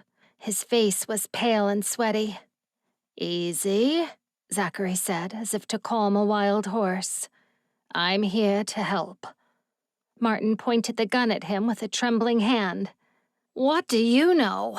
You can't help me," he said. Zachary tried to slow his racing pulse and keep composed, but he had never had a gun pointed at his face before. "I know you've got loan sharks on your case," he said. Martin's mouth dropped open. "How did you—" He shook his head. "Did they send you? Is that why you faked your identity and worked here? To spy on me?" Droplets of sweat ran over his cheekbones. "You tell Antonio I'm good for it. I'll get him his money. And then what? You borrow more to feed your gambling addiction and we start this whole cycle over again?" Zachary asked. Martin's face twisted in fury. "Gambling addiction? You think—" He spat at Zachary's feet. "Every cent of that money has gone to look after my sister. Her medical bills. Do you have any idea how much money it costs to live with a chronic disease?" Zachary's stomach ached as he looked at the desperation on Martin's face. He did not look like a murderer. He was just a hopeless man doing whatever he could to help someone he loved. "How much do you owe?" he asked calmly. Martin held the gun pointed at Zachary with both hands. 100,000, he said. Melanie sat frozen at the laptop, barely lifting her eyes to look at Zachary. So how does this work? You launder money for these men and take a cut? Martin blinked. It's not like I'm stealing from the company, he began. Money goes in through some fake accounts, then it comes back out. And when people raised concerns, you got Melanie to fire them. I can't risk losing the money, he said. My sister, the cartel. You owe money to a cartel. How on earth did you get involved with them? You'll be surprised what a desperate man can do, Martin said. Zachary glanced at the gun in his hands, noticing he had lowered it an inch. Even kill someone? He asked. Martin's eyes flashed. I didn't kill anyone, he said firmly. Zachary narrowed his eyes at him, but didn't want to argue with a man holding a gun at his face. He needed to keep Martin calm and talking while the authorities made their way there. He only hoped that Martin wouldn't do anything stupid when he heard the sirens. It's your lucky day, Zachary said, mustering a friendly smile. I'll pay your debts. Martin shifted his weight from foot to foot as he looked at Zachary, sizing him up. How? I have my own investments. I'll pay off the cartel. You just need to let Melanie go. Martin eyed Melanie as if he had forgotten she was in the room. She kept her head low and did not even tremble. I want proof, Martin demanded. Melanie piped up. He can pay. Trust me. Martin thought about it, then lowered the gun. All right, show me. Zachary was just edging over to the laptop when the startling blare of a siren filled the air. Martin scrambled with the gun and Zachary elbowed him hard in the face. Melanie kicked his knee, and with a grunt, Martin fell to the floor. The gun dropped and Zachary kicked it away. He forced Martin to lay on his stomach and pressed his knee into his back. You're killing my sister by doing this, Martin said. The door opened with a crash and a flood of police officers entered the room. You're killing Jenna, too. The police took over. Martin Lewis, you are under arrest for drug trafficking and the murders of Lewis House and Chris Lawrence. You have the right to remain silent. Melanie and Zachary stood limply by as the police frog-marched Martin out of the room. You've killed them! Killed them! Martin shouted as they forced him down the hall. Zachary pulled out his phone and placed it to his ear. Oliver, did you get all that? We sure did. Great work. Now, I suggest you come home. I'll set up a meeting with the rest of the board so we can iron out this mess. He ended the call and Melanie looked at him. Though her hair was falling out of its bun, she still looked beautiful. What do you think he meant? Zachary gave her a reassuring smile. I don't know, but we won't let anything bad happen to Jenna. And his sister? Zachary set his jaw. As far as his company was concerned, his job was done. It was time to leave. But what were the consequences? If the cartel didn't get their money by midnight, would they come after Martin's sister? After giving a statement at the station and getting reassurances from the police officers that they would make sure Martin's sister was safe, Zachary and Melanie sat in a cab, breathing deeply. Are you all right? Zachary asked, resting a hand over hers. Melanie nodded but didn't speak. Back at the hotel, the party was still in full swing, but neither Zachary nor Melanie were in the mood. Jenna was standing by the door and followed them upstairs, wringing her hands. Is Martin okay? Are you okay? She said to Melanie. Melanie grabbed onto her friend's arm as she nodded. Zachary led them to the suite, and Jenna looked around for a moment, taking it all in. Then she looked at Zachary. What happened with Martin? What's happening now? Zachary took a deep breath. Then he studied the two frightened women sitting on the couch. He needed to keep Melanie safe and away from danger. Have you two still got your passports? Melanie nodded. We kept all our important documents in a fireproof box, she explained. Jenna smiled at her, triumphant. Aren't you glad I insisted on buying that now? Good, Zachary said, clapping. The two women looked up at him with surprise. Because we're all going to England tonight.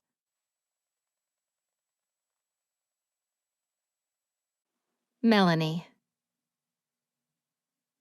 It was raining in England when they rolled up in the dark limousine to the stately home. Zachary's house was an entire estate. It looked like something from Downton Abbey, a large manor sitting pretty, surrounded by many acres of green gardens and mature oak trees. As they stepped out of the limousine, the gravel path crunched, and the smell of wet grass flooded Melanie's senses. The soft glow of morning sunshine and pitter-patter of rain hitting the glass windows was incredibly relaxing. Zachary lived far from the seaside, but the sound of the wind rushing through the trees reminded Melanie of the ocean. Welcome to my humble abode, Zachary said proudly as he opened the front door. Jenna rolled her eyes. Humble, sure, she said quietly, but not so quiet that Zachary didn't hear it. He smirked at her as they all walked inside. Let me show you to your rooms, he said. Are you hungry? I could make some tea and crumpets. Jenna gave him a look of disgust. What the heck are crumpets? She asked. Then she yawned. It doesn't matter. I just want to sleep. No need to show me to a room. I'll sleep on the floor just fine. Don't be daft, Zachary said. Then he bounded the wooden staircase 2 at a time. Come on. Jenna trudged into her room and gave a sleepy wave of thanks before she closed the door. Melanie glanced at Zachary, a wave of sleepiness washing over her. Here, I thought you would appreciate a view of the gardens, Zachary said, leading Melanie down the hall. The wooden floorboards were covered by old hand-sewn rugs. Melanie walked through a door that Zachary held open and gasped. The bedroom had its own ironclad fireplace, a 4-poster bed, and a little balcony. Zachary opened the French doors and Melanie walked out to a view of the vast English countryside. A huge variety of flower beds lined the garden paths, decorating the scene with several shades of blue, gold, and red. In the distance, she could just make out the tops of trees looking like broccoli florets beneath the gray sky. Even in the rain, England is cute, Melanie thought aloud.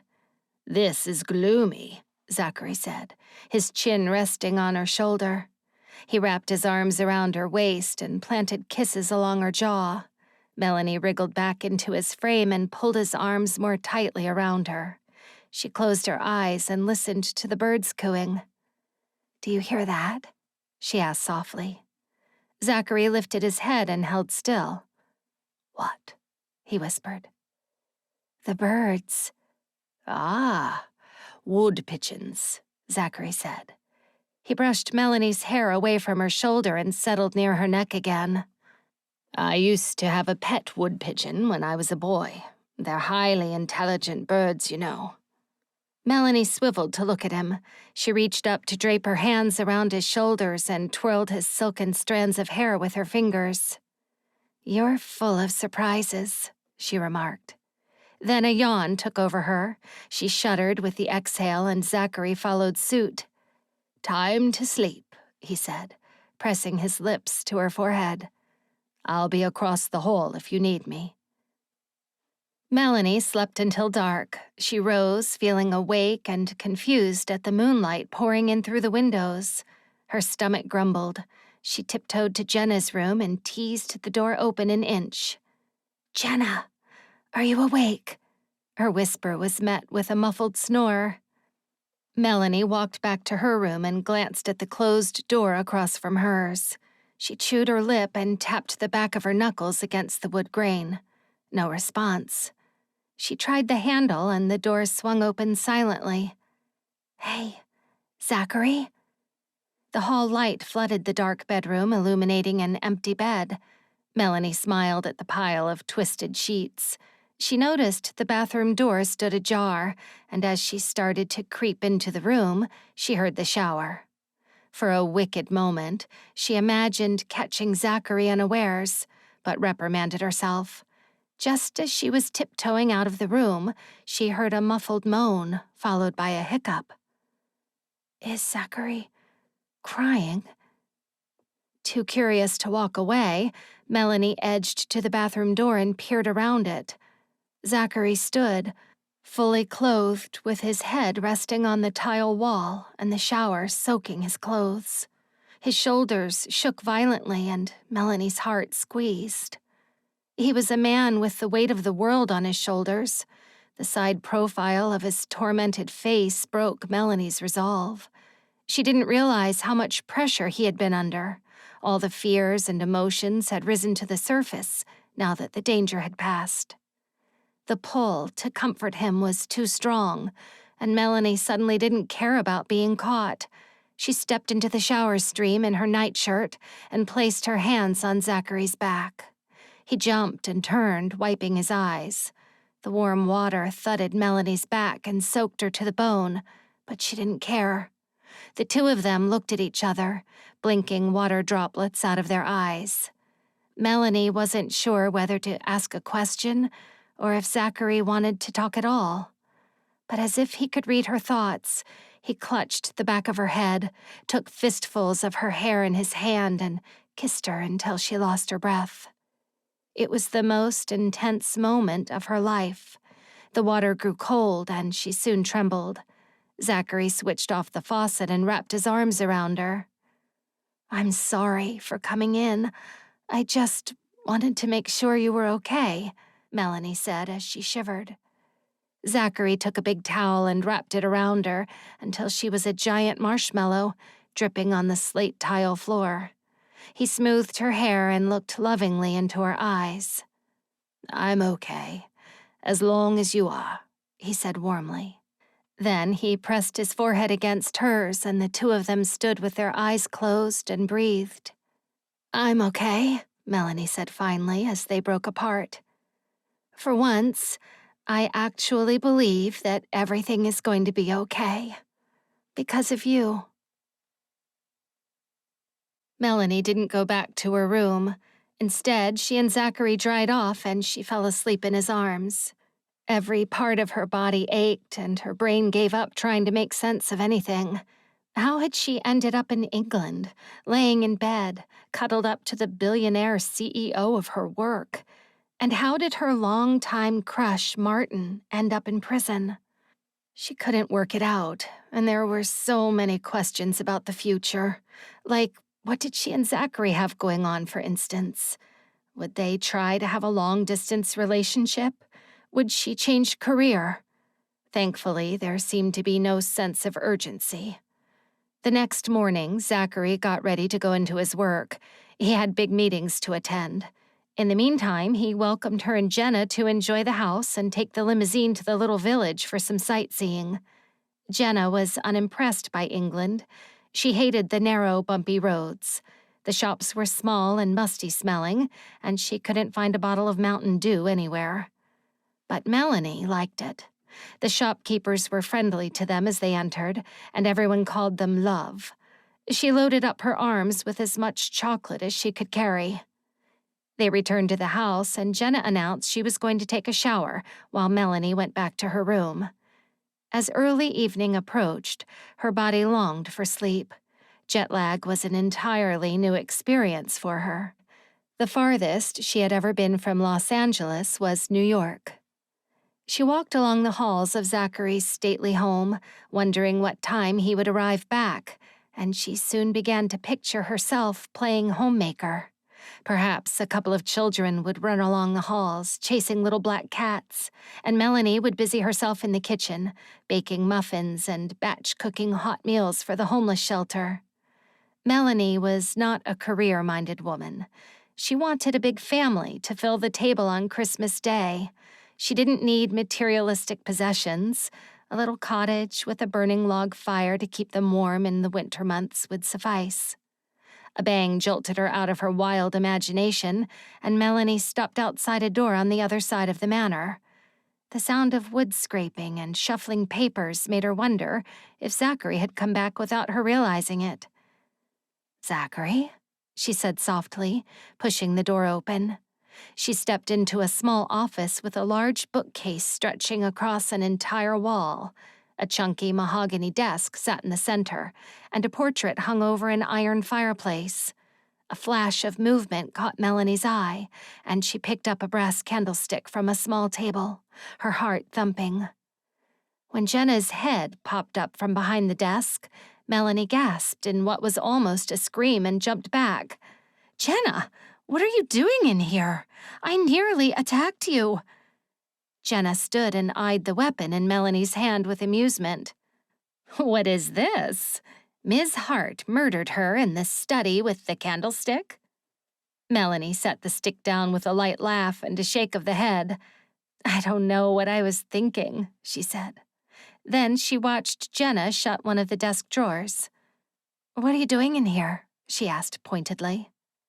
Jenna flashed her a smile, the kind she would make whenever Melanie caught her up to no good. "I was looking for a pen," she said. Melanie eyed the stationery pot sitting on the desk, and Jenna grabbed one. "Great, let's get out of here, shall we?" "What were you really doing in here?" Melanie crossed her arms. "I don't know," Jenna said with a shrug, but her face turning red. Melanie took a step forward and eyed the checkbook sitting on the leather chair. "Are you trying to steal from Zachary?" she asked with disgust. Jenna's eyes darted to the checkbook, and the two of them reached for it at the same time. "Let go," Melanie said as they fought over the book. "What's got into you?" Jenna wrenched the book out of Melanie's hands and shoved her into the window. Melanie hit her head on the glass pane but stuck her foot out to trip Jenna as she passed. As Jenna fell, Melanie grabbed her ponytail and yanked hard on it, prompting Jenna to cry out and start clawing. "Tell me what's going on, or I swear I'm gonna cut off your hair," Melanie demanded, snatching a pair of scissors from the desk. Jenna dropped her hands and grew teary. "You won't understand," she said finally. Melanie yanked on her hair again. "Try me." "It's Martin. Is he forcing you to do this, to save his sister?" Jenna scowled at her.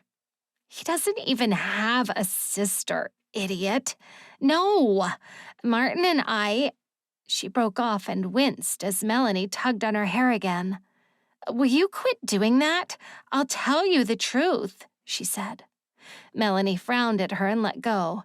Then she walked to the study door and sat in front of it. "Tell me everything." Jenna huffed and smoothed out her hair for a moment, regaining her dignity. "Martin is my boyfriend." Melanie's jaw dropped, but she didn't find the words to speak. Jenna rolled her eyes. "Don't be so dramatic. We like to go to Vegas on the weekends to blow off steam. You know what they say. What happens in Vegas? It doesn't stay in Vegas if you've got a drug cartel involved," Melanie said. Jenna gave her a sour look. "It's not like that, okay?" she said with a shrug. "We work for them, just handling the money. We have nothing to do with their work. We keep our hands clean." "Except for the fact you launder their dirty money," Melanie pointed out. "Oh, here we go. I knew Saint Melanie wouldn't understand," Jenna said with a huff. "Do you realize how infuriating it is to be your friend?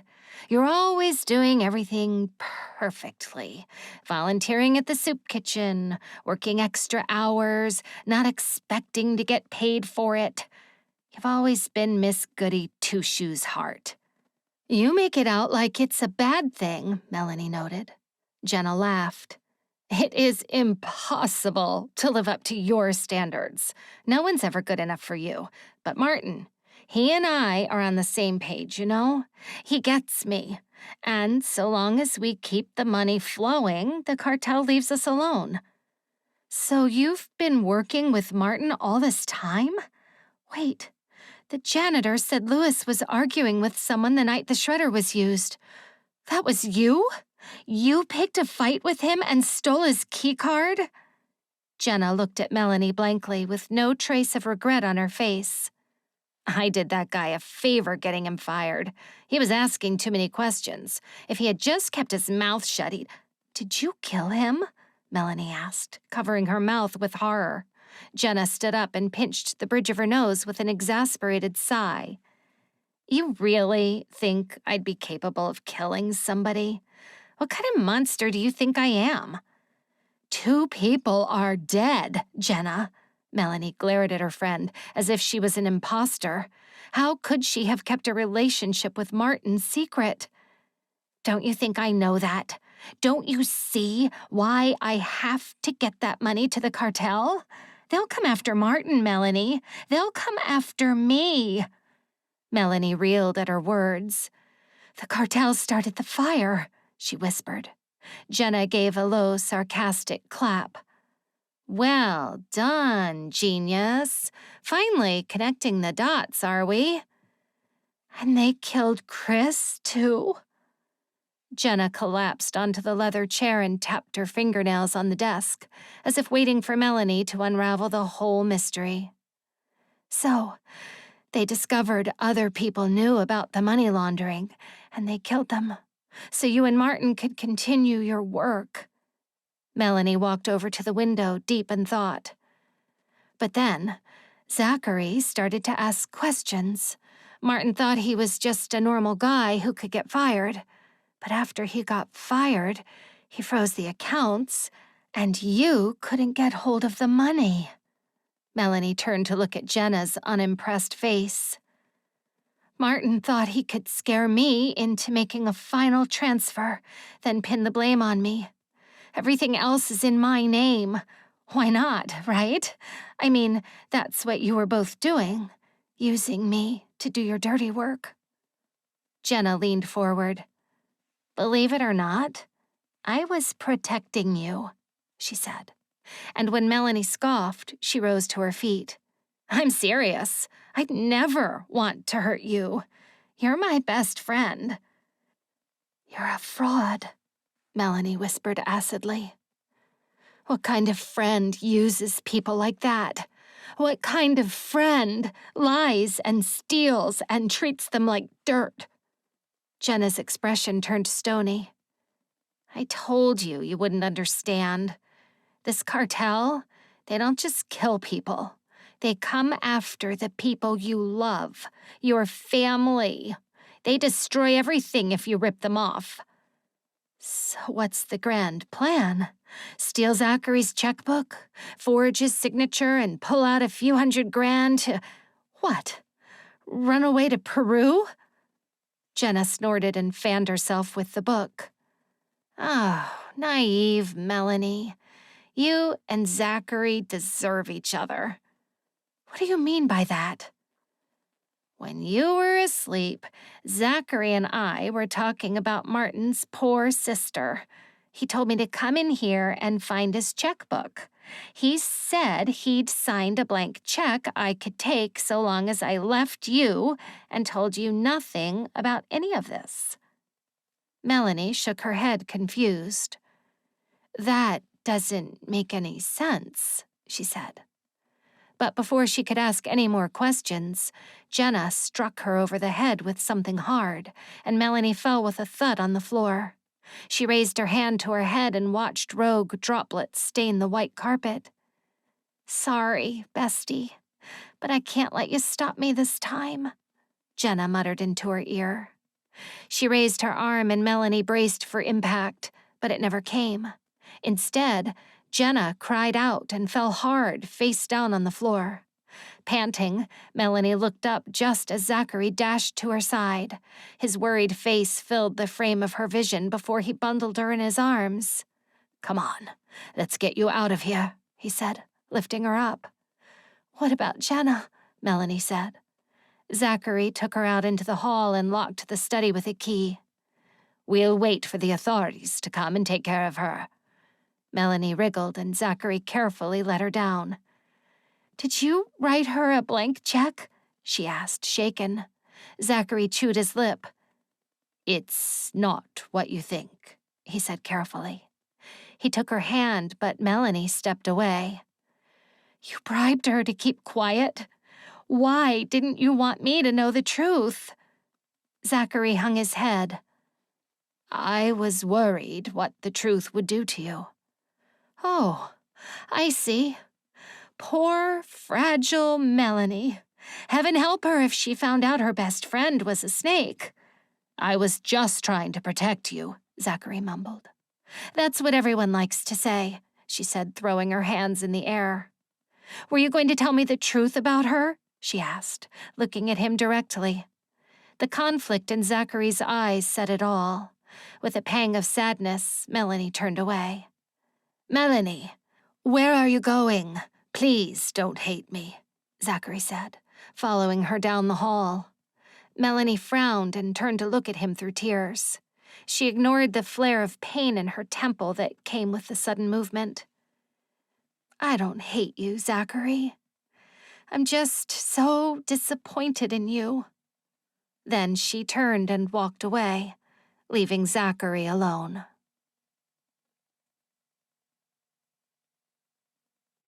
Zachary sat at the head of the boardroom table, barely listening to the surrounding voices. It had been a busy couple of weeks. After Melanie flew home to Los Angeles with Jenna in custody, he buried himself in work. Despite releasing a formal statement regarding the money laundering scandal, the ombudsman announced they would do a full investigation. All of the investor profiles were to be authenticated. It was a process that would take months at least. David Marks was right. His business was not the first to have illegal activity carried out within it. The financial ombudsman agreed to be discreet. Soon the drama would blow over. Melanie quit her job, and considering that so many other people had recently left the company in some way too, Zachary decided to close the LA office for good. Well done to Zachary for going undercover and rooting out the rats in the company, Oliver said. The other business executives clapped as all eyes settled on him. Zachary forced a smile. He knew he should have felt a sense of accomplishment now that the drama and threat were behind him. But instead, he had returned to his manor with an emptiness he couldn't fill. Melanie would not return his calls. The last message she had sent was to tell him she was going to move out of the city and live with her parents for a while. I'm worried about her, David. You don't know anything about this cartel, do you? He said, talking to David Marks on the phone. Well, I've not encountered them personally, but while Emily was pregnant with our son, we had to help some friends who got involved with them. What happened? Most of the gang are in prison, but in recent months there's been a resurgence. But if they're in prison, how is that possible? The cartel, it's like a tree. What you see is only half of it. Do you think Melanie could be in danger? David sighed. I expect the cartel will recruit. Currently, their money has stopped flowing in. Seeing as you've closed the office, I don't think there'll be a problem for you anymore. Zachary cast his eyes down and frowned. Part of him hoped she was in danger. Then he could rush over there and take her away from Los Angeles forever. He wanted nothing more than to bundle her up in cotton wool and keep her safe. But it was that thinking that put him in trouble in the first place. Melanie didn't want to be treated like a delicate doll. When Jenna confided in him about her relationship with Martin, he knew the information would destroy Melanie's trust. Her own best friend was sneaking around embroiled in illegal activity and setting Melanie up to take the blame. How could she trust anyone again? But trying to pay Jenna off was a fool's error. Of course, Jenna would not have just run away with his money and never be seen again. That would have been too much to ask. Over the next couple of weeks, he checked in with David and kept an eagle eye on the news. As the dust settled, he held his breath and prayed that there would not be any deadly consequences to not paying the cartel off. There weren't. In fact, it was like the cartel had disappeared off the face of the earth. Even David's PI couldn't find any trace of them in Los Angeles. Rumor had it that they'd moved to Albuquerque in New Mexico. Of course, there'd be other cartels, but Zachary wouldn't have to worry about them. He tried to go back to his normal life. He worked long hours in the office and listened to the dulcet tones of his peers talking about forecasts and profit margins.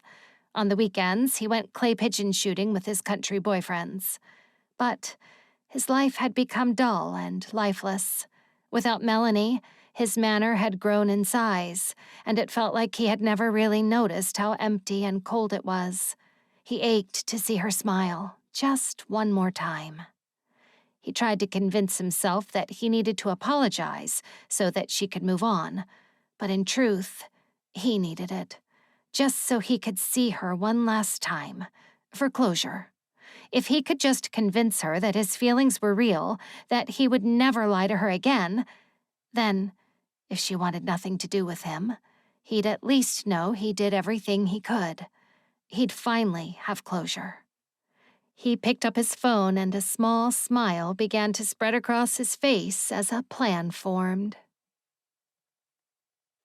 It was comedy night at the club, the same one Zachary took Melanie to on their first date. Rather, their not-a-date date. It was packed full of people, and Emily and David sat at their usual table near the center. David waved as Zachary approached, and he sat down. "Have you got everything ready?" Emily asked. Her eyes glowed as she eyed the large present in Zachary's arms.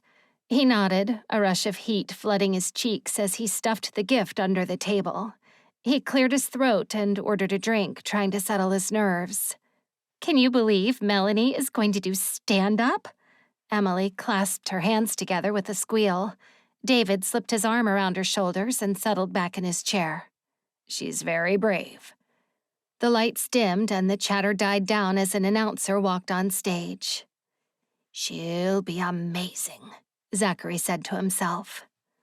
"Please give a round of applause for Melanie Hart," the announcer said. The room applauded as Melanie walked on stage. The spotlight shone on her, but Zachary's palms grew sweaty as if he was the one standing on stage. "Hello, everyone. My name is Melanie Hart," she said into the mic. The club fell silent but for a cough in the back. Zachary ground his teeth and clutched his drink as Melanie tucked a strand of hair behind her ear and grinned sheepishly into the light. "So, I was born and raised here in L.A. A couple of people wooed, prompting her to laugh bashfully. "Thank you. It's great, it's great. Most people move here to escape or start over.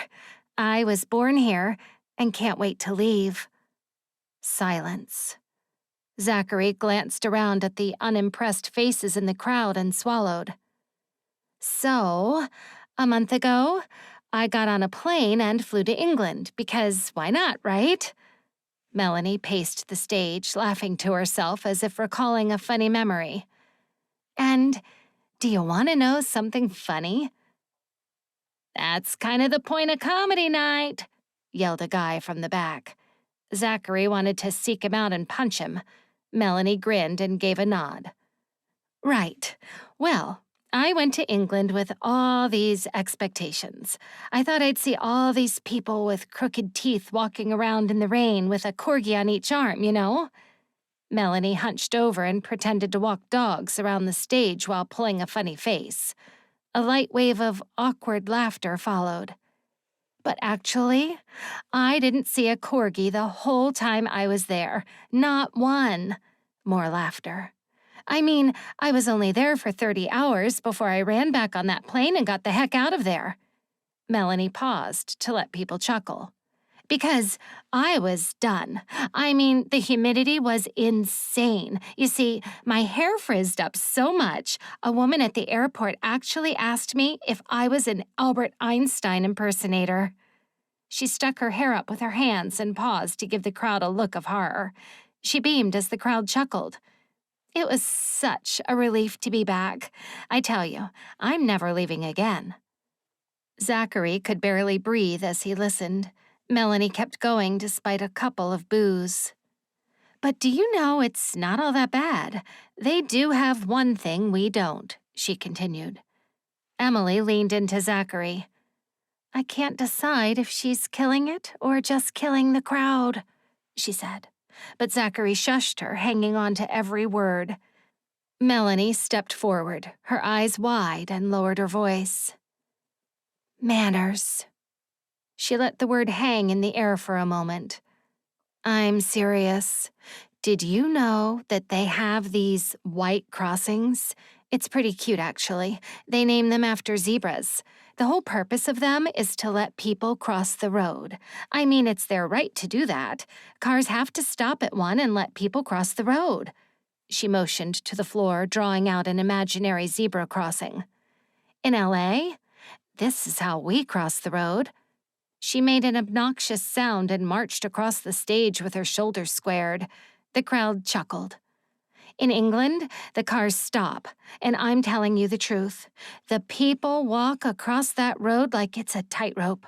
Then they give this awkward, brief wave to the cars as if to say, "Terribly sorry, old chap, for making you stop. I do appreciate it." And then they walk on like a pigeon. Melanie bobbed her head and walked forward 2 steps, 1 step back, and wobbled on the spot. Then she laughed along with the crowd. I don't know what kind of pigeon walks like that, but if you see one doing what I just did, run away, she said bashfully, her face flushing with color.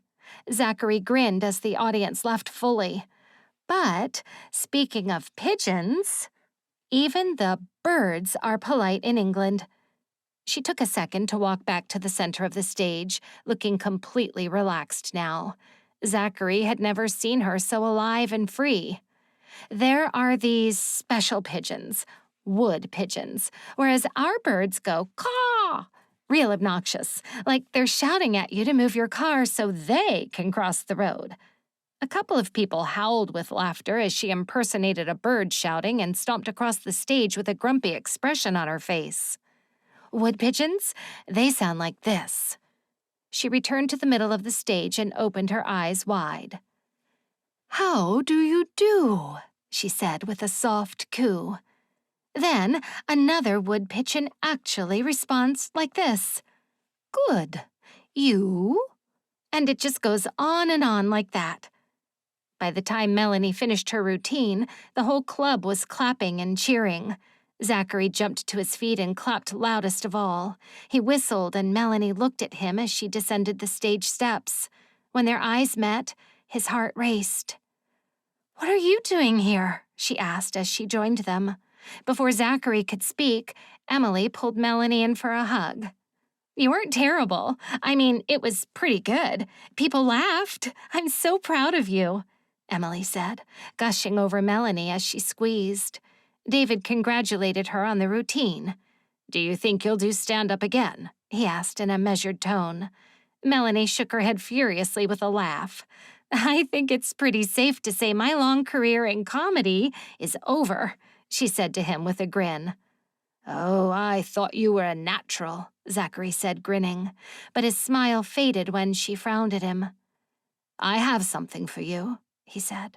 Not here, Emily said, nudging him in the ribs. Come on, we're going back to the hotel to celebrate. Emily and David left Melanie and Zachary to check on their kids. Now the moment had arrived. Zachary wasn't sure if he could go through with his master plan. In his mind, it was genius and romantic, but as he watched Melanie in front of him twirling her hair with her fingers and looking expectantly at him, he felt silly. He should have just bought her a bunch of red roses. Here, this is for you, he said, handing her the heavy box. What for? It's not my birthday, Melanie asked with a frown. She grunted and set it on the table with a huff. What is it? As Melanie pulled apart the red bow and tore the white paper, Zachary did his best to turn his feelings into words. I owe you an apology, he said. I should never have lied to you in the first place, and then I should have told you about Jenna as soon as I found out. I should never have tried to hide anything from you.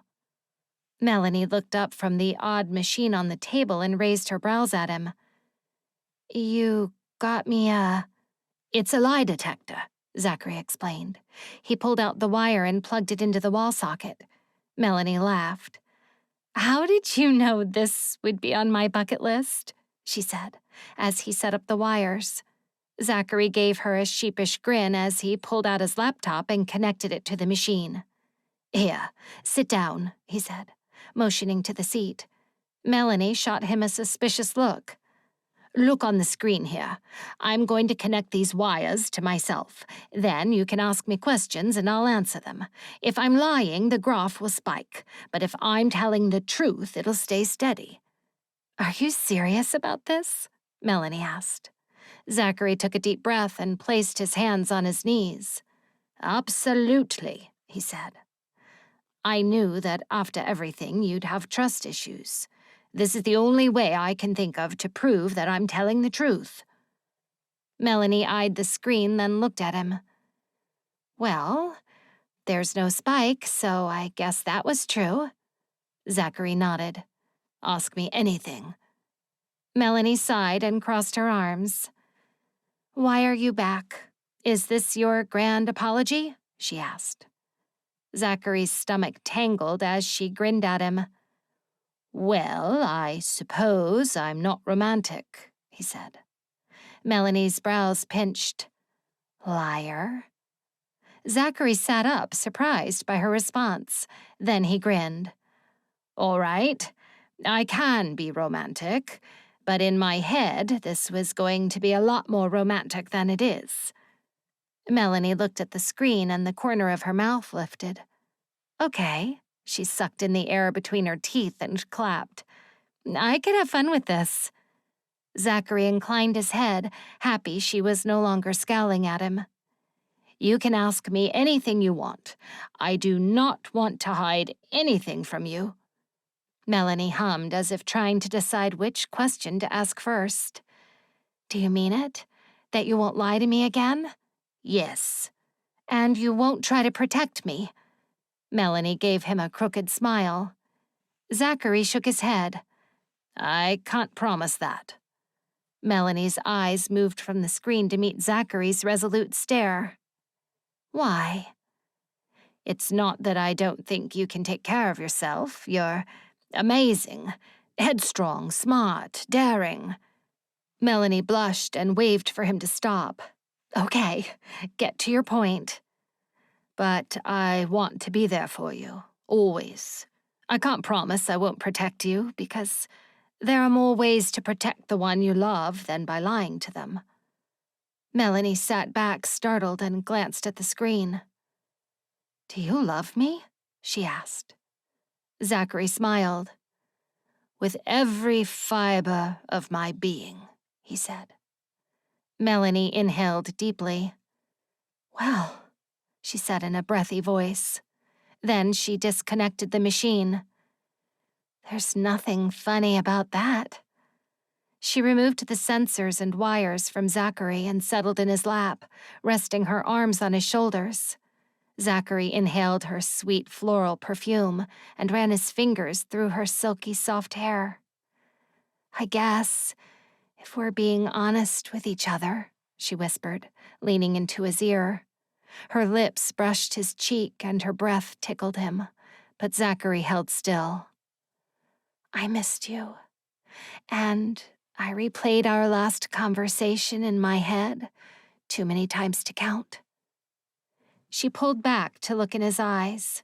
He didn't need a lie detector test to know she was telling the truth. Her expressive eyes made her feelings clear, but he still wanted her to say it. I'm so sorry about everything. I'm not the best with words and gifts, he said. But I want to be with you. That is, if you will have me. Melanie placed her hands on his cheeks and grinned. You've given me the perfect gift already, she whispered, leaning in. Love. Zachary wondered if that meant a yes, but Melanie was done talking. She kissed him with abandon, and all of Zachary's fears disappeared. He wrapped his arms around her and kissed her back with a moan.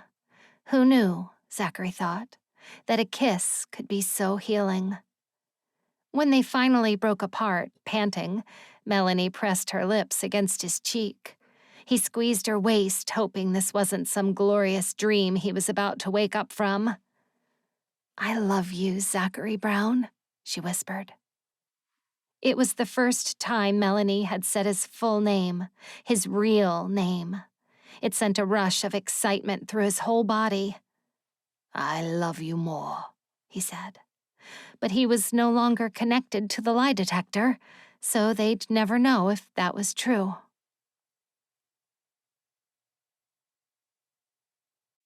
Epilogue: A Christmas Wedding. Melanie stood in front of the wall mirror in her lace white gown, trying to ignore the flutters in her stomach. The gown had been designed by Julie Jackson, a close friend of Emily's. It fit her so beautifully and accentuated her hourglass figure. Her hair fell in loose curls over her bust, and the crystal tiara was big enough to make her look like a royal princess. The string quartet played classical music. Melanie peered out of the window to look at them. The rows of chairs were filled with family and friends. She chuckled at the sight of David trying to wrestle with a little boy who desperately wanted to chase the wood pigeons. A hand rested on Melanie's arm, and with a jump she turned to meet the loving gaze of her mother. "I can't believe this is your home now. My baby is going to live so far away," she said, her eyes growing misty. Melanie swallowed, and her eyes prickled. "We'll come and visit all the time, Mom. Next Christmas, we'll come to you." Melanie's mom shook her head and patted Melanie's stomach. "Oh, no.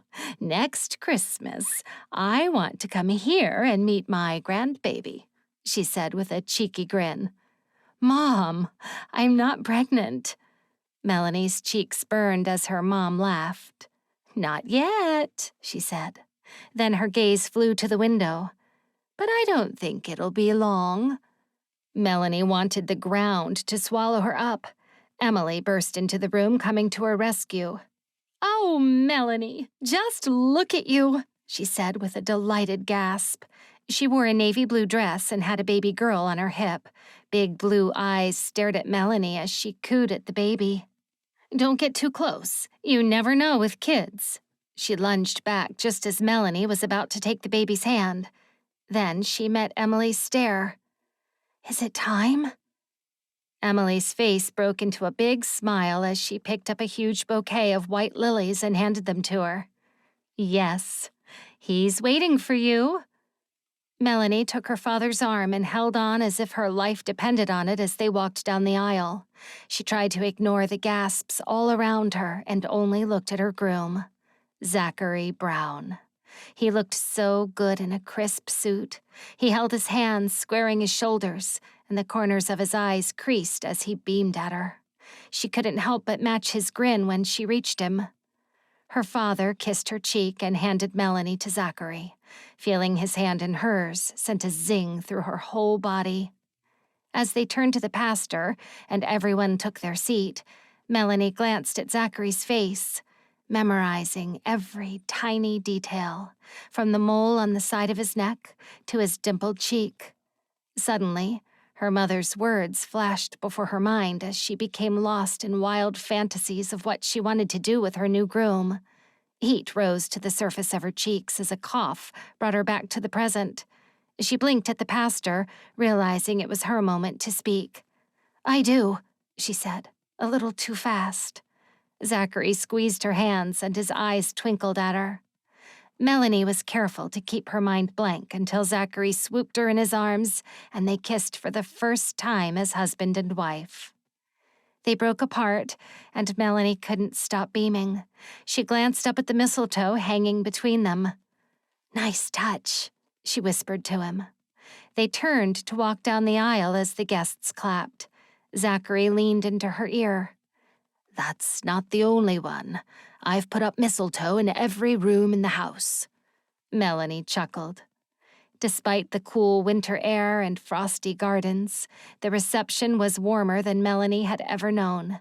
Surrounded by loving friends and family, they danced and danced.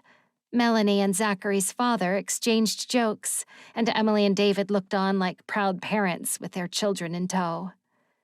As the evening came, fairy lights flooded the garden, and the children ran around delighted. Melanie's heart swelled so much she thought it might burst out of her chest. Emily pulled her in for a final hug as David hugged Zachary. "I'm so happy you found each other," she said, wiping a tear. This was such an enchanting wedding. Melanie squeezed a little tighter before pulling away. "It's been a beautiful day, hasn't it? Thank you for coming." Emily and David wrapped their arms around each other with a contented sigh. "I wonder who is talking to my sister," Zachary asked. Melanie followed his line of sight. Zachary's younger sister stood laughing while playing with her hair next to a tall young man, no older than 20. He had dark hair and a charming smile. "Oh, that's my cousin from Montana. He works on a ranch," Melanie said. She turned back just in time to catch David and Emily grinning at each other. "A cowboy?" she said. David shook his head with a chuckle. "What?" Zachary asked, wrapping his arms around Melanie's waist and pulling her in close. Emily flashed her pearly whites and picked up the baby from the ground. "It's like I always say, it's a beautiful day to fall in love." Melanie and Zachary glanced at each other, then broke into a laugh. "Nah," they said in unison. Then Zachary picked Melanie up. "If you'll excuse us," he said boldly, prompting Melanie to giggle. "But I have some husbandry duties to tend to." And he carried his blushing bride all the way to the house as the guests cheered after them.